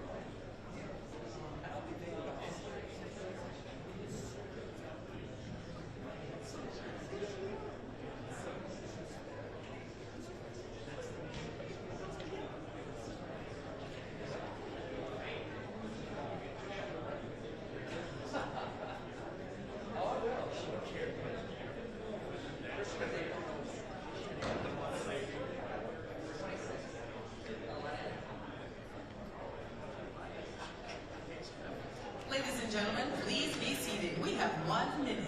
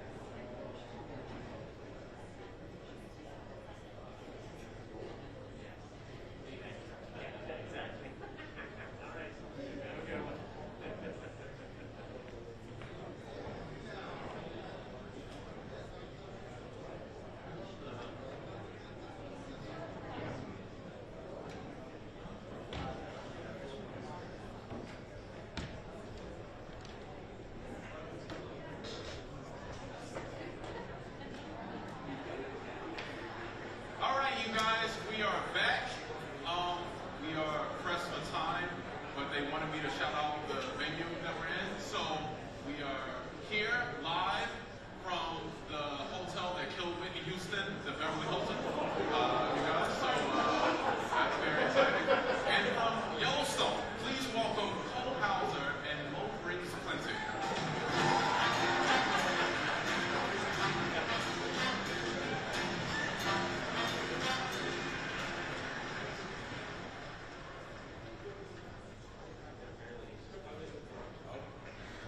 You okay? We are definitely not on the Dakota Reservation anymore, that's for sure. No, that's for damn sure. Yellowstone is a drama about family business set on a ranch in Montana. It's about the ruthless pursuit of power, greed, lying, avarice, and narcissism. It's basically Hollywood on horseback. Here are the nominees for Best Performance by an Actress in a Limited Series, Anthology Series, or TV Movie. Jessica Chastain, Georgia Tanner. Julia Gardner, Inventing Anna. Lily James, Pam and Tommy. Julia Roberts, Gaslit. Amanda Seyfried, The Dropout.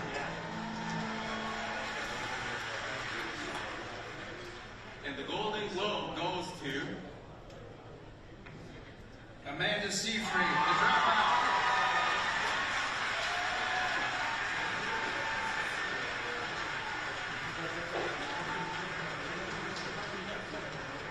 Amanda Seyfried is deep in the process of creating a new musical this week and could not be here tonight. We accept this award on her behalf.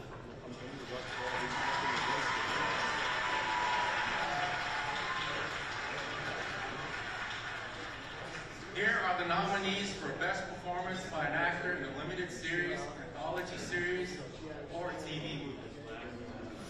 Taryn Edgerton, Blackbird. Colin Firth, The Staircase. Andrew Garfield, Under the Banner of Heaven. Evan Peters, Dahmer, Monster, The Jeffrey Dahmer Story. Sebastian Stan, Pam and Tommy. And the Golden Globe goes to Evan Peters, Evan Monster, The Jeffrey Dahmer Story. This is Evan Peters' first nomination and first win. He wins his Golden Globe tonight for his role of Jeffrey Dahmer in Dahmer, Monster, The Jeffrey Dahmer Story.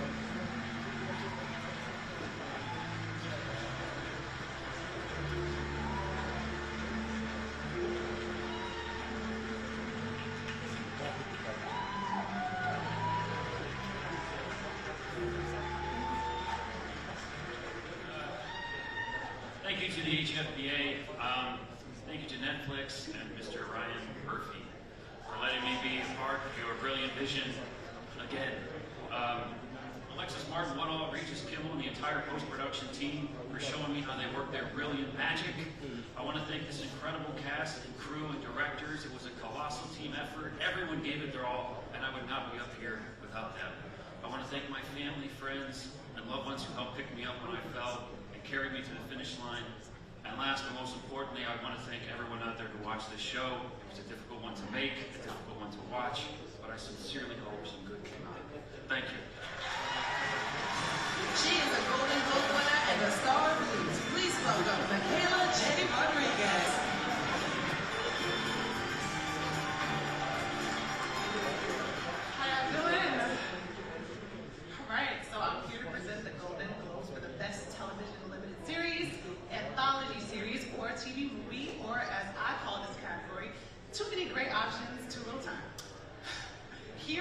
nominees.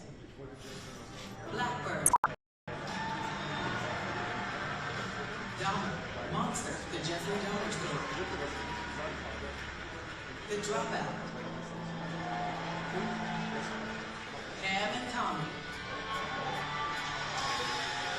The White Lotus.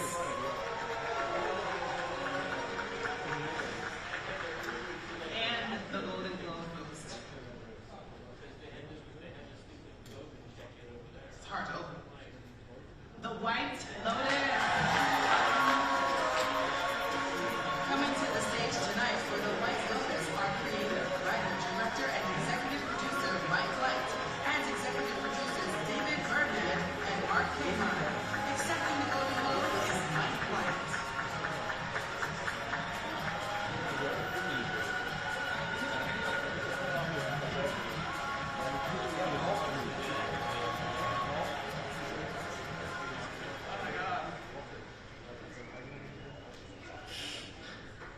I'm still so choked up over a speech. But anyway, I was gonna give the speech in Italian, but I'm too drunk because there's no food. The food, when you got there, they were like, the food is over. You can't have any. There's just food and drink. So thank you HBO. If there's one place that gets you, let it be HBO. Thank you, thank you to the HFPA. And thinking to these guys, I would take a bullet for you guys. Maybe not in the heart, but in the foot or the leg or whatever. And I want to thank all the actors and Jennifer. I love you. Like, we went out with a show we wanted to do with me and Jennifer, and everybody passed. I know you all passed. You all passed on this show. And so, yes, it's very gratifying to have this moment.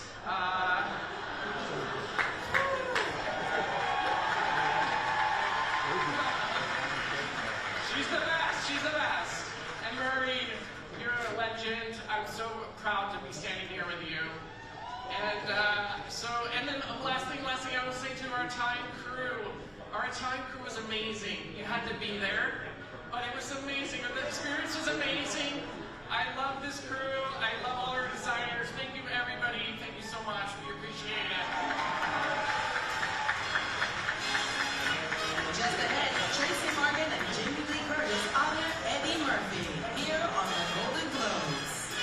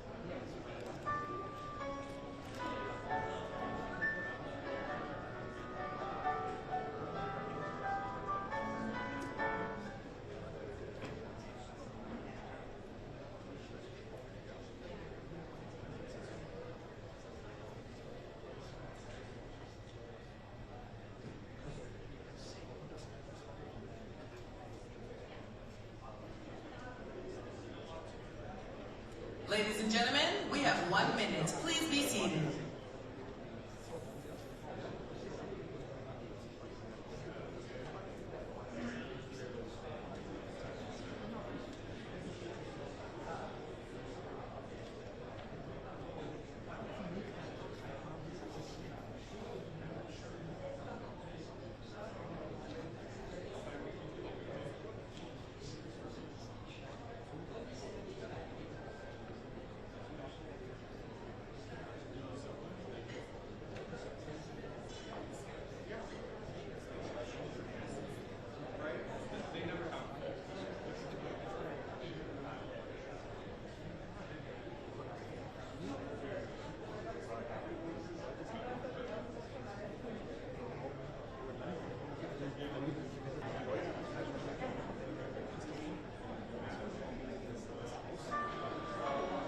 We're back at the 80th Golden Globe Awards, and now, please welcome Tracy Morgan.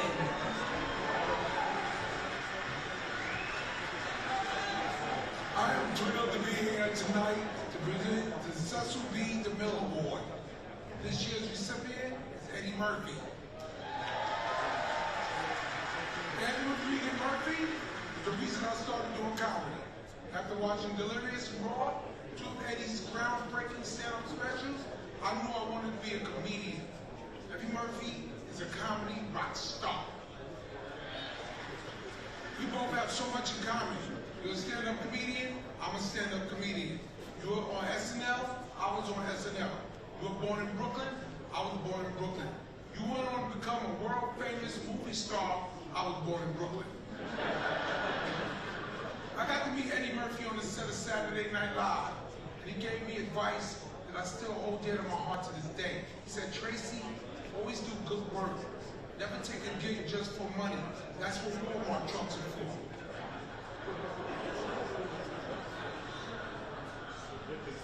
I've had my career after you to this day. Whether he was playing a razor-sharp, immensely likable Detroit detective Axel Foley in the Beverly Hills cop franchise, or the smoothest, coolest gangster in Harlem that Harlem has ever known in Harlem Nights, a film he wrote and directed. And he brings humor and charm to the big screen like no other.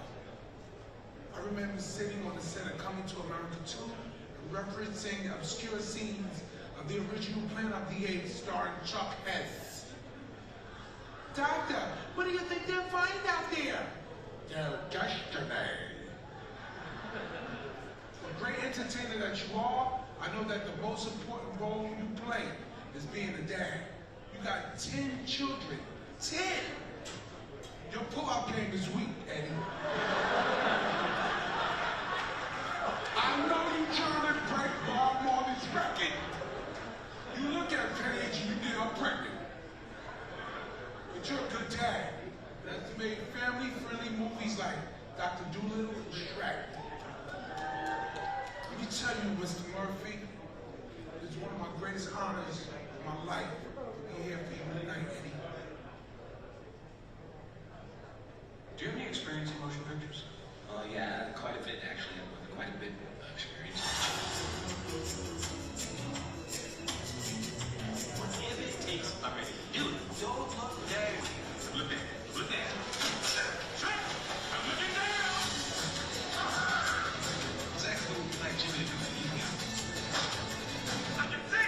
Let me hear you say, that's close enough. That is a shame. I like it when they do the story. Oh! Where they call my name? The two of us, I can't keep walking off me. I ain't mad at it.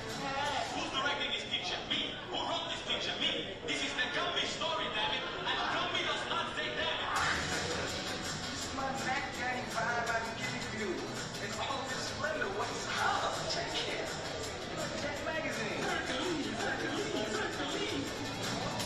You know about money of last night. James Brown been singing 20 years. I don't know what James is talking about. I met him once at Saturday Night Live. I walked up to James. I love your stuff, James. He said,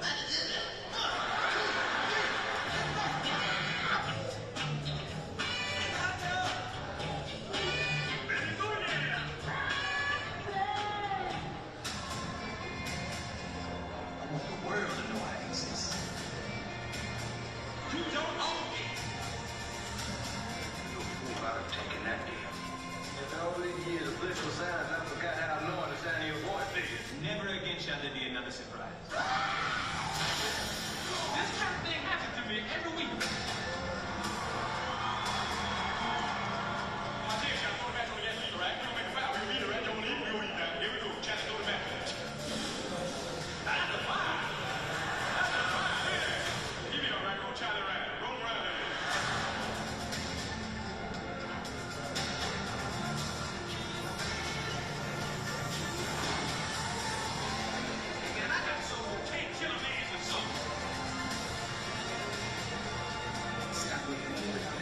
Maybe I want to call it the Mark Twain prize, or maybe you can call it the Mark Twain surprise.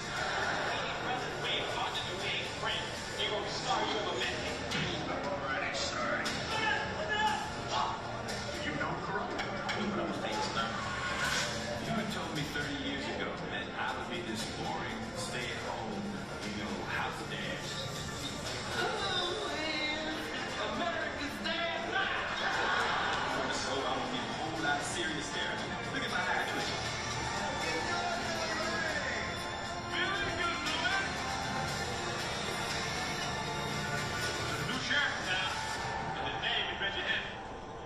Y'all be cool.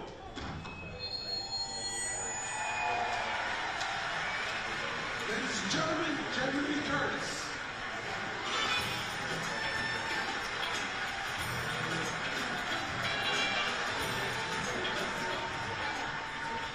So, as we've just all seen Eddie, there you are. You're one of the most talented, funniest, and charismatic artists working today. I knew that from the very first time we worked together on Trading Places in 1983. You remember on the train when you clapped in glee? We are moving! It was funny. You were really funny. Well, you've been doing that. You've been moving and moved through your creative life, and I've been able to watch you grow as a man and a father and a husband and a friend, and we've all gotten to see you grow as an artist. So it's really wonderful for Tracy and I to present you on this global stage with the Cecil B. DeMille Award to a man who has truly had a rewarding and creative life. Our friend, Eddie Murphy.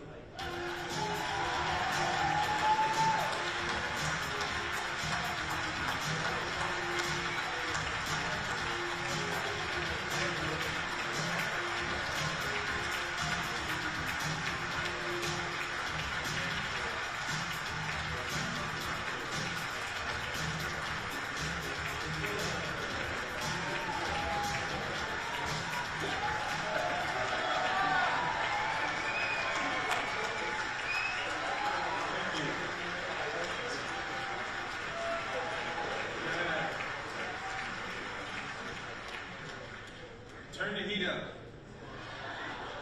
Back there it's nice and warm, but over here, ooh, it's cold as hell. Freezing. It's very nice. I want to say thank you to the Hollywood Foreign Press for bestowing this prestigious honor on me. I've been in show business for 46 years. And I've been in the movie business for 41 years. So this has been a long time in the making, and it's greatly appreciated. I want to say thank you to Paige and all of my amazing children for your love and support and inspiration. Thank you. And I want to say thank you to Mark Langston, Sharice Hewitt website, Skip Brickman, some producers too, Brian Grazer, Jerry Bruckheimer, John Davis, my agent, Mark Salama, all the good people at WME, Alma Robinson, and the late great Paul Block, and all the good people at Rogers and Carmichael. Like I said, I've been doing this for a long time, so I can literally stand up here and keep saying thank you to the player of the piano. I'm going to wrap it up and just say something to all the new up-and-coming dreamers and artists that are in the room tonight. I want to let you know that there is a definitive blueprint that you can follow to achieve success, prosperity, longevity, and peace of mind. It's a blueprint. I followed it my whole career. It's very simple. There's three things you do. Just do these three things. Pay your taxes, mind your business, and keep Will Smith's wife's name out your fucking mouth!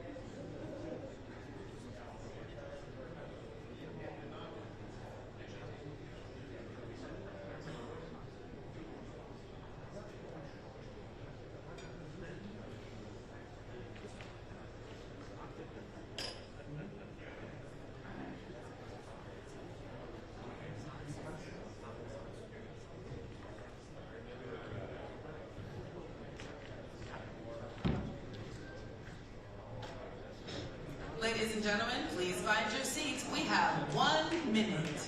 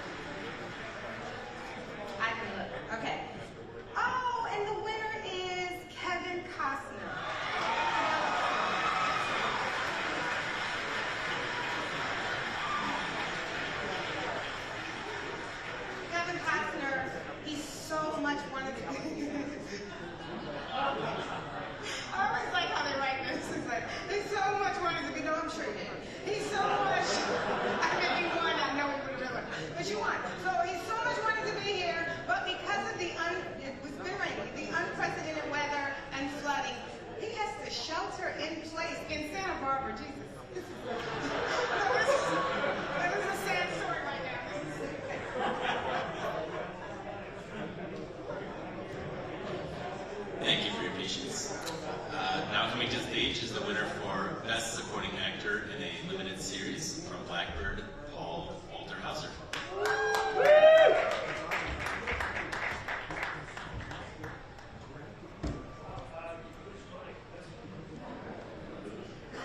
Okay, how we doing tonight? Great. Thanks for having me. Cheers. Whew, thank you. Talk to us about the psychological journey to get into this very disturbed character from you who have, a sunny countenance. Very well said. Yeah, thank you. I think we all have dark parts. Thank God, not to the degree that a Larry Hall and Blackbird has. But I really looked at it like the best thing I can do is not look at him like a serial killer, but a person with a disposition. So if mine is sunny, his isn't. What makes it not sunny? Well, he's lonely. He's socially marginalized. He is not as good as his brother, who's his twin. He grew up probably pretty poor. So there's X amount of strikes against him that you kind of start to puree into the performance and make sense out of it to make it a person before you make it a monster. And what I love about Dennis's writing is it kind of lent itself to take its time and pace, and you don't really see the monster until about episode 5, Thank you.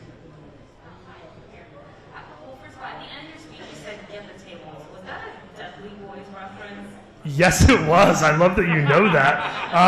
I am a lifelong fan of professional wrestling on TV, like WWE and AEW, and that was a reference to my manager Brian, who also watches wrestling and represents a wrestler. And we had this thing where if I book a part or if something good happens career-wise, we say "get the tables." So that was a shout out to him. It was fun.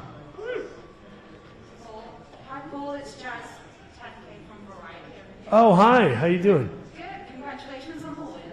Thanks. You mentioned Ray Liotta in your speech. What was it like working with him, and what advice did he give you, or what questions did you ask him? My time with him was brief. We did a table read that was like 6-7 hours long. It was nuts. It was over Zoom. And we did a full cast thing. And just seeing Ray, like literally when Ray came onto the table read late on the Zoom meeting, everybody, you could see all the squares. Everybody lit up. He meant so much to so many people, and we revere him. It wasn't just that we liked him, we respect and revere him.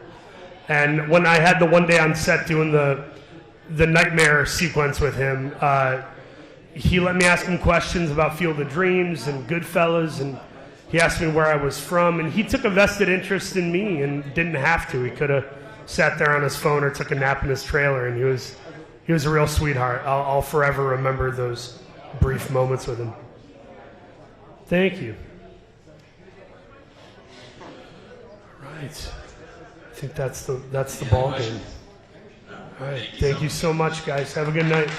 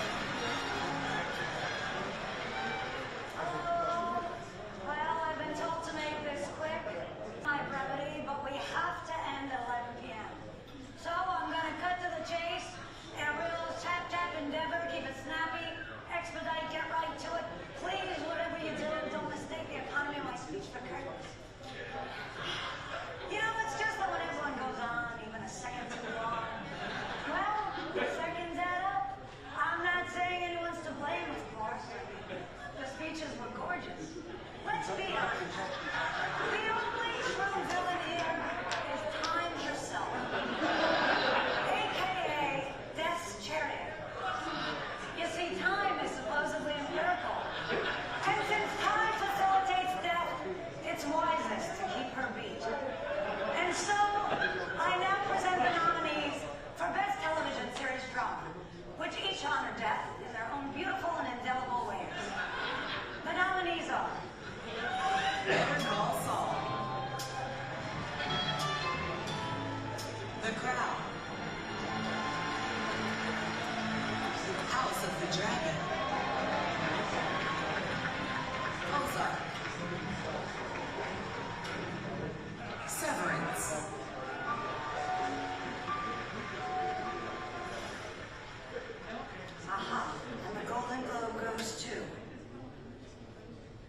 House of the Dragon. Coming to the stage tonight and accepting the Golden Globe for House of the Dragon is executive producer and director Miguel Sapachnik.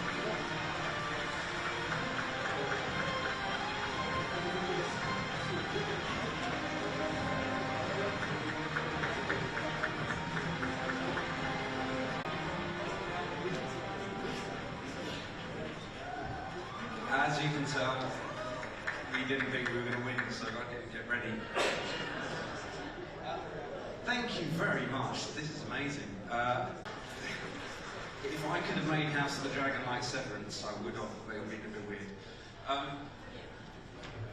Can I have a hand of applause for these amazing actors? We had an amazing cast, absolutely stunning. I don't know what else to say, they were great. Home of Foreign Press,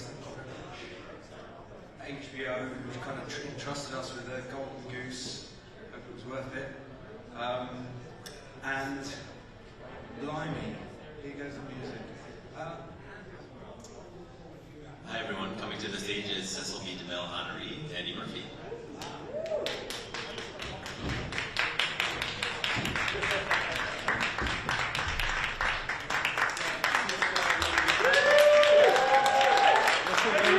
Don't fake it, don't fake it.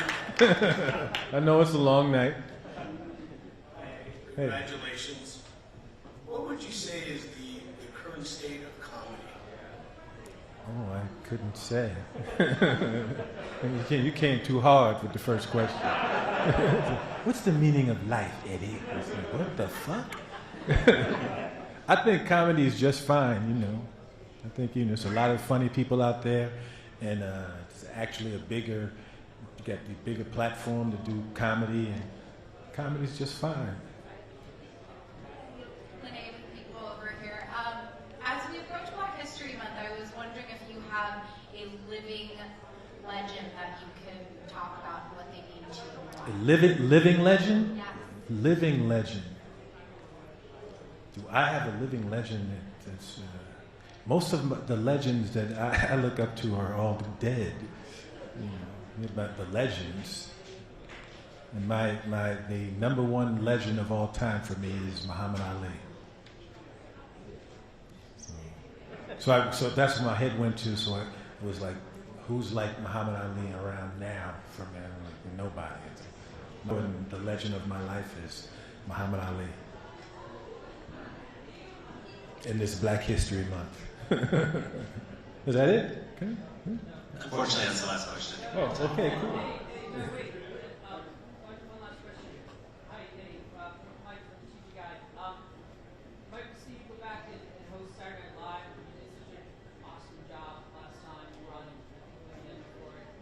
Yeah, I did one.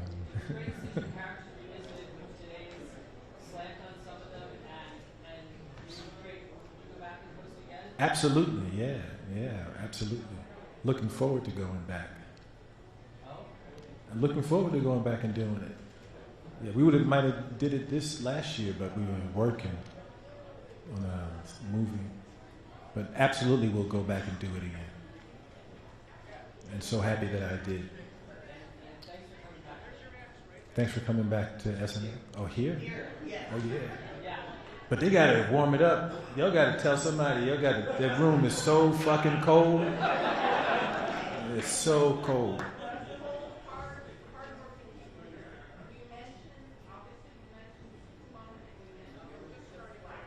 I mentioned what? The slack. The what? The slack. The slack. Oh, yes. Have you talked to Chris Rock or Will Smith about that incident? No, I haven't. But I love both of them. Thank you, guys. Thank you.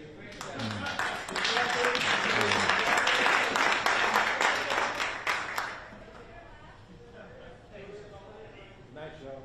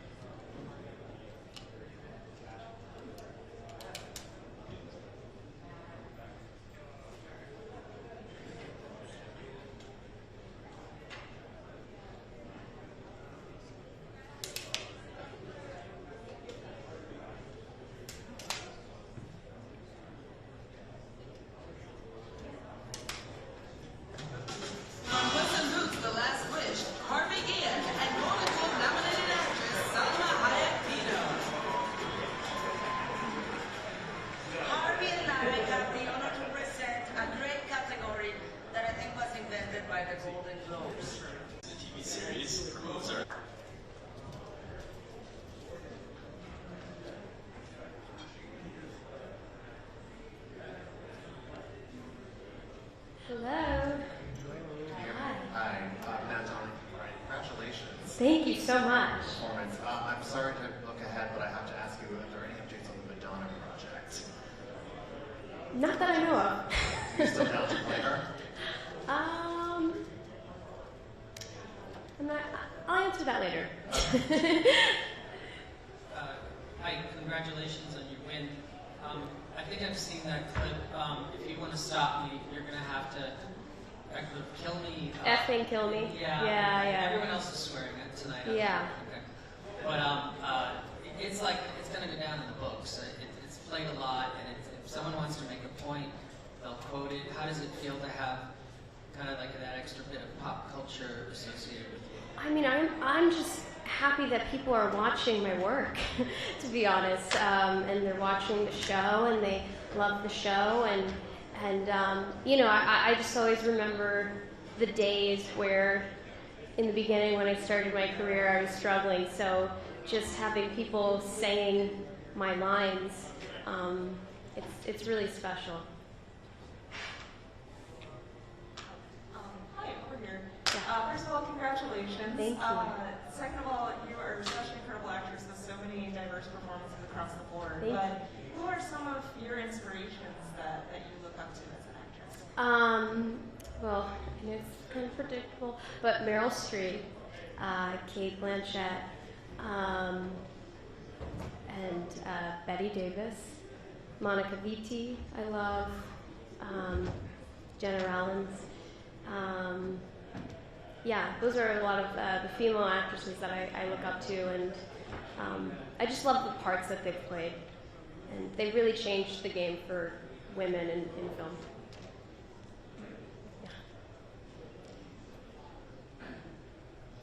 Is there any other questions? I think that's it. Thank you so much. Thank you guys so much. Thank you. Thank you. Bye.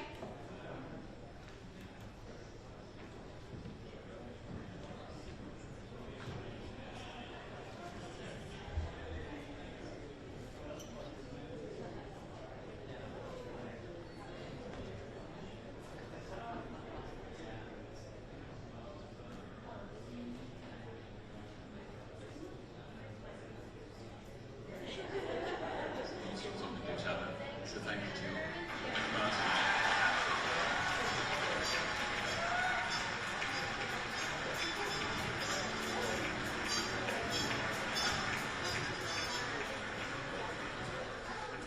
You guys, truly, the truest testament to diversity is the fact that your next presenter somehow has the best slave movie. Please welcome one of the greatest writers and directors of all time, Quentin Tarantino.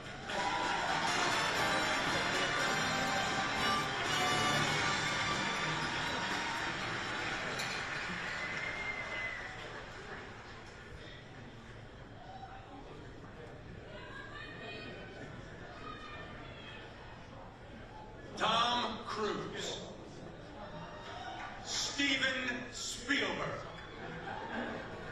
Elvis Presley, whatever those blue people in Avatar are called. These are some of the actors, characters, and filmmakers for the nominees for Best Motion Picture Drama. Avatar, The Way of Water. Elvis. The Fableman. Top Gun Maverick.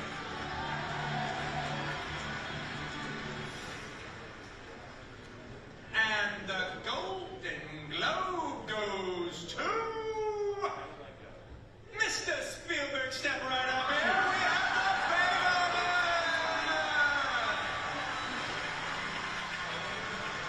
Coming to the stage tonight for The Fablemans are producer Christy Maposco Krieger,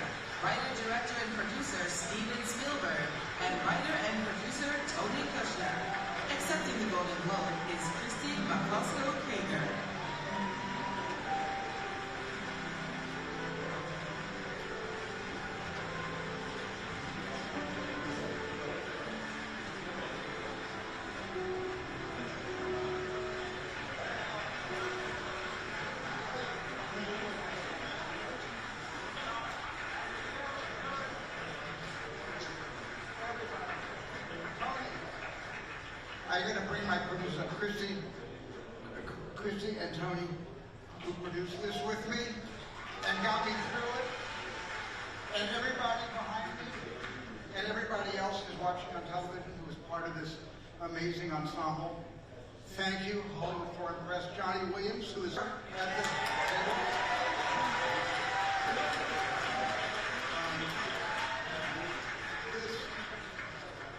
I could just say one thing that Quentin said to me when he gave me this award. He said that John Cassavetes would be, because he said that because I was John Cassavetes' PA on one of his movies.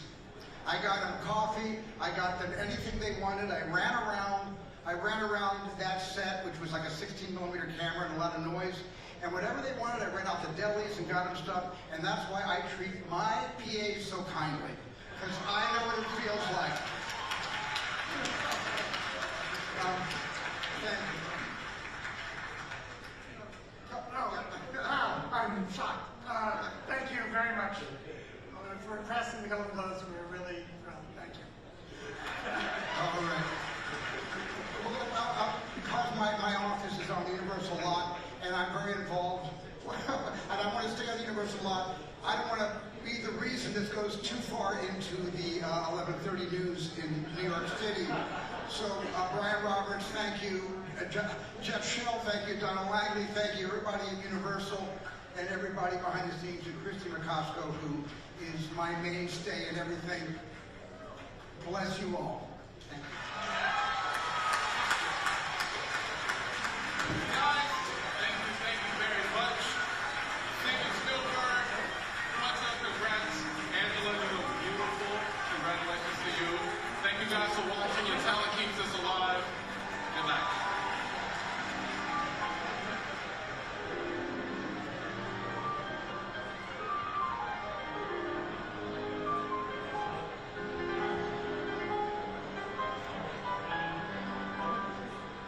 The nomination ballots are sent to all eligible members and international voters of the Hollywood Foreign Press Association, who choose up to 5 nominees in each category. On the final ballot, the same members and international voters vote for 1 nominee in each category. Information concerning the final results is known only to the accounting firm of Ernst & Young LLP prior to tonight's opening of the sealed envelopes. It was an era when justice ruled the night. This voice has its shakes. And Felix on the defense. I'd like to know how you did this. Maybe it's just magic. Next Tuesday, That night court, baby. is back in session. Let's do this. And justice has never been so live. I think she had sex with Dad. Yeah, now I hear it. Night Court premieres next Tuesday on NBC. 5 years ago, I was dying, but then this place saved me.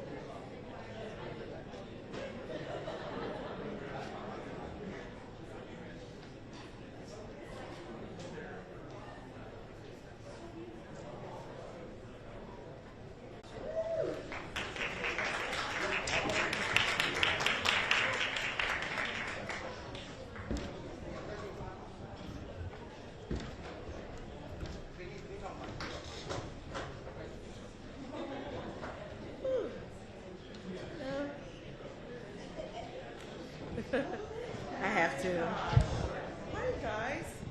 Hello. Have they been feeding you? We got nothing. We didn't eat. Thank you. Anybody got a finger Take sandwich some in their stuff. bag? Oh, nice. There's lasagna. I don't need other people's lasagna. Yeah. Thank you. Yes. That's because you're talking. For the whole night. With no food. Congratulations, Thank you. elementary cast. Thank you. It's a well-deserved win. Thank you. My outlet deals with LGBTQ issues, and what I love about the elementary is the diversity, the inclusiveness, and the representation. Tell us about the importance of building that into your show. Oh, it's just a given. I mean, these are the worlds that I come from, worlds that are diverse.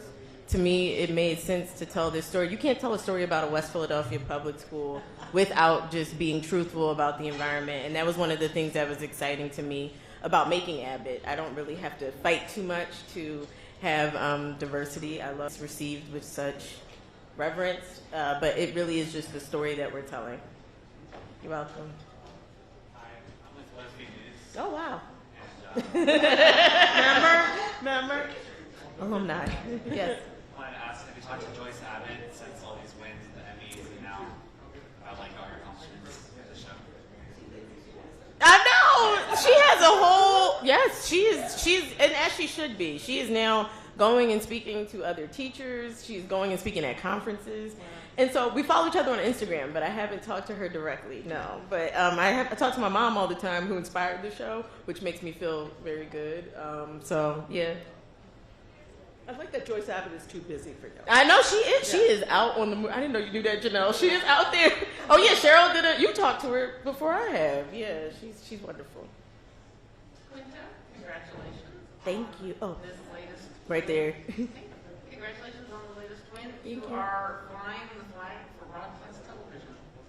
How do you feel in making Abbott Elementary? Is it present in your mind that this is broadcast TV and it's, you know, more ubiquitous than other forms of television distribution? Is that in your mind at all? Or Absolutely. Is that not? No, absolutely. That was a part of the creation of Abbott. It was a show that was created for broadcast, with broadcast in mind. Honestly, with ABC in mind, I really wanted it to go either there or NBC. Happy wound up at ABC.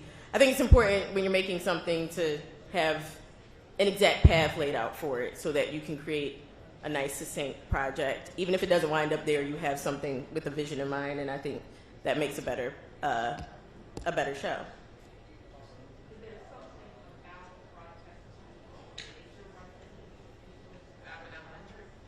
The nature of it?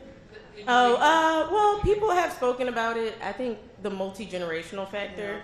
I love being able to have people who are able to laugh with Janine, are able to laugh with Ava, laugh with Cheryl, with Barbara, with Melissa. These characters are from so many different, and then you have the kids, which represent a whole other generation. I like that kids are watching the show with their parents because they love the kids. I just found out recently that some children, like 6-year-olds, have favorite kids on the show. Like they're fans of the character Courtney, which is not something I even thought of. But I know, but I love that. So she is. Yeah.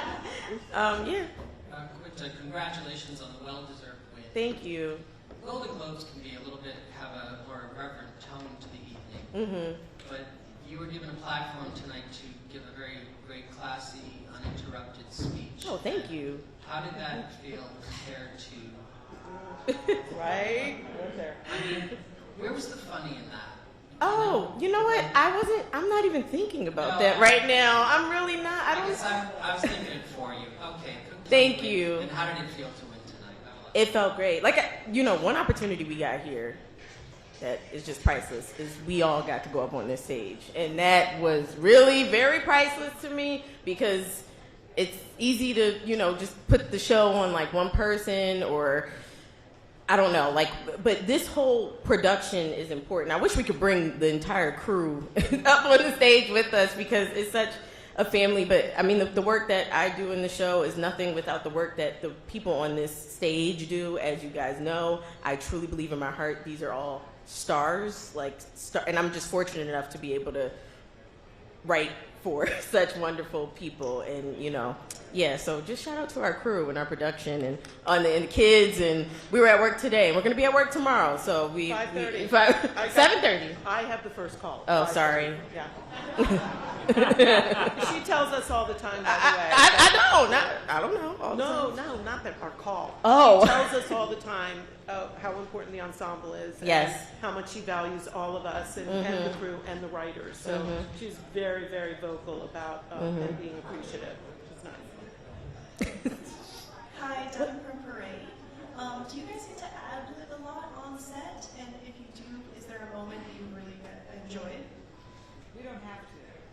We have a show that I would say 98.9% of our show is actually on the page. We have some great writers and great writing room. She has some great ad-libs. I've had some that will never die, and I love it. She made T-shirts out. That part too. Don't tell Warner Brothers. Well, I'm sorry. I heard that. It is. Not to speak for the actors, but I think we try to make sure that we give them what's on the page, that they don't feel like they have to come to work and improvising is fun, but you don't want people to. Yeah. Yes. Yeah. But there's everybody's so funny and talented, and there's so much room, as you know, it's a mockumentary. There's so much room to do fun stuff that sometimes we just take it to the next level and it winds up in the show. Sometimes we're on camera and the scene's ended, but we'll keep talking. Keep going. And Quinta will go, that's funny, do that. Yeah. So that happens. Yeah. That's it. All right, thank you guys. Thank you so much. Thank you. Back the way you came.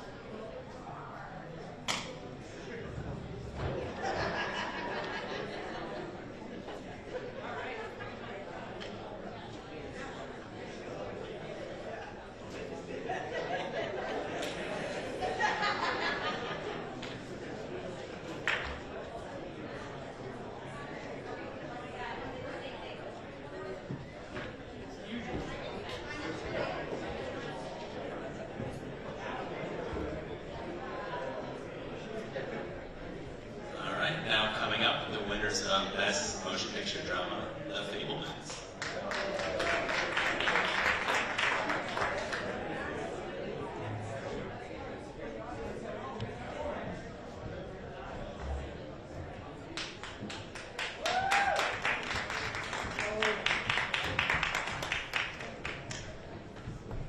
Here we all are.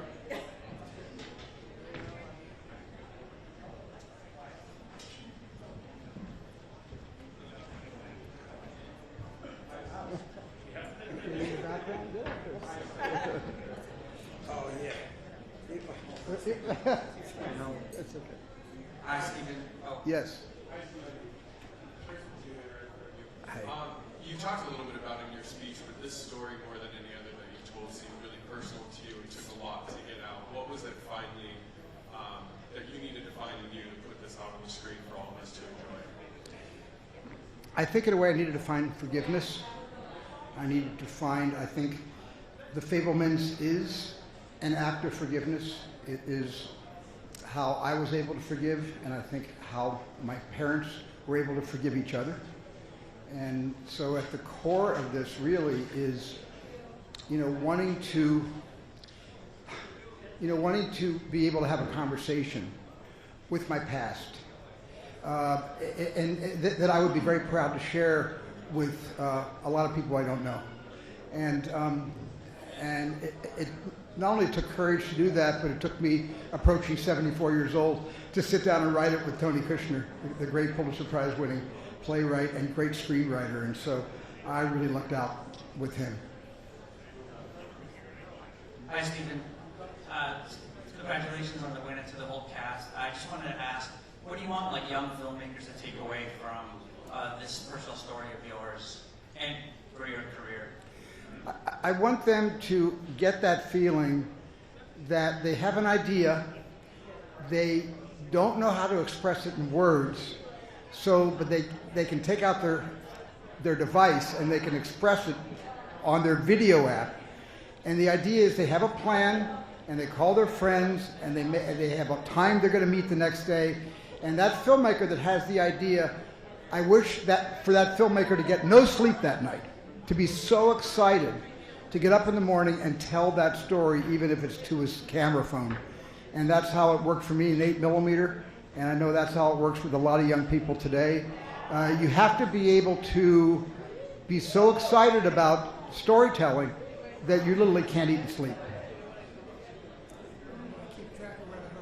And keep track of where the horizon is.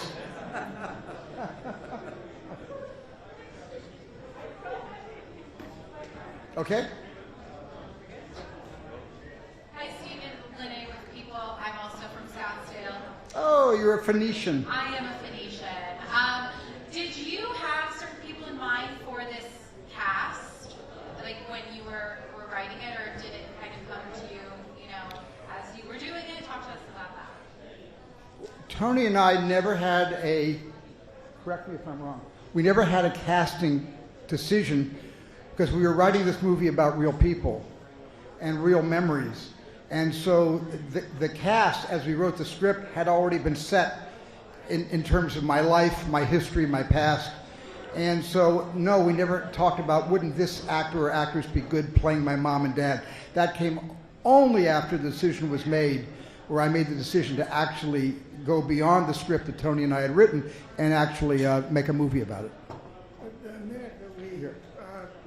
The minute that we started talking about casting was the fastest discussion we've ever had. We said, Seth, Michelle, and Paul, and it was done. It was really fast. Gabe was the hang-up.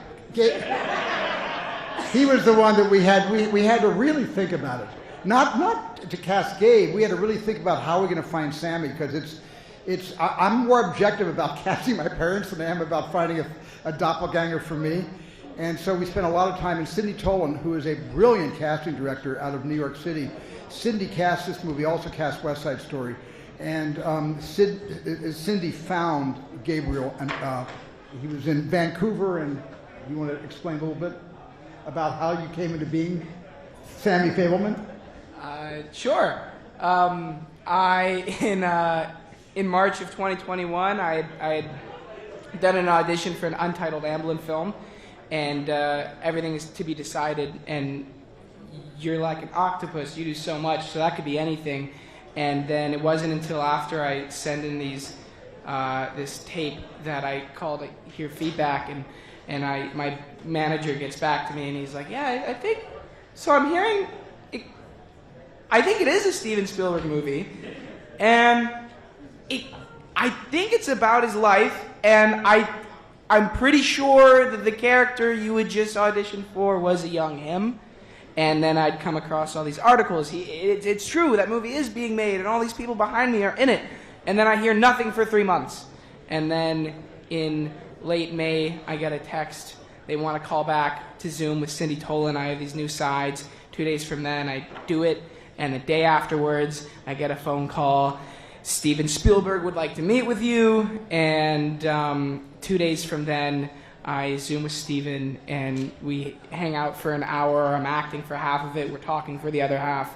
And the day after that, my reps call me and tell me that I get it. And then 5 weeks from then, I'm in LA, and we're in the desert, and we're making Escape to Nowhere. Yeah.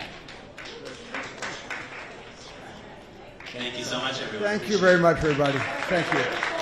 You want a photo?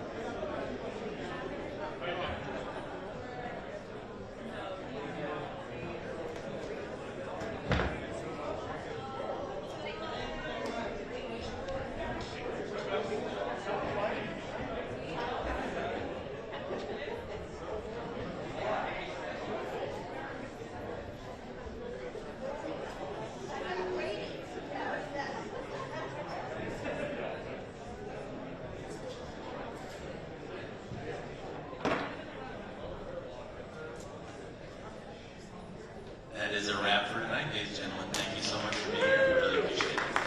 Wonderful evening.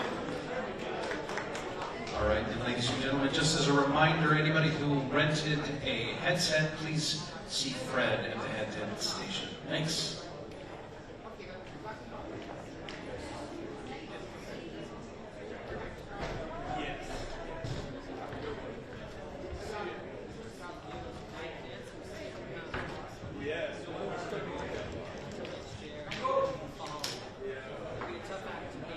No, that was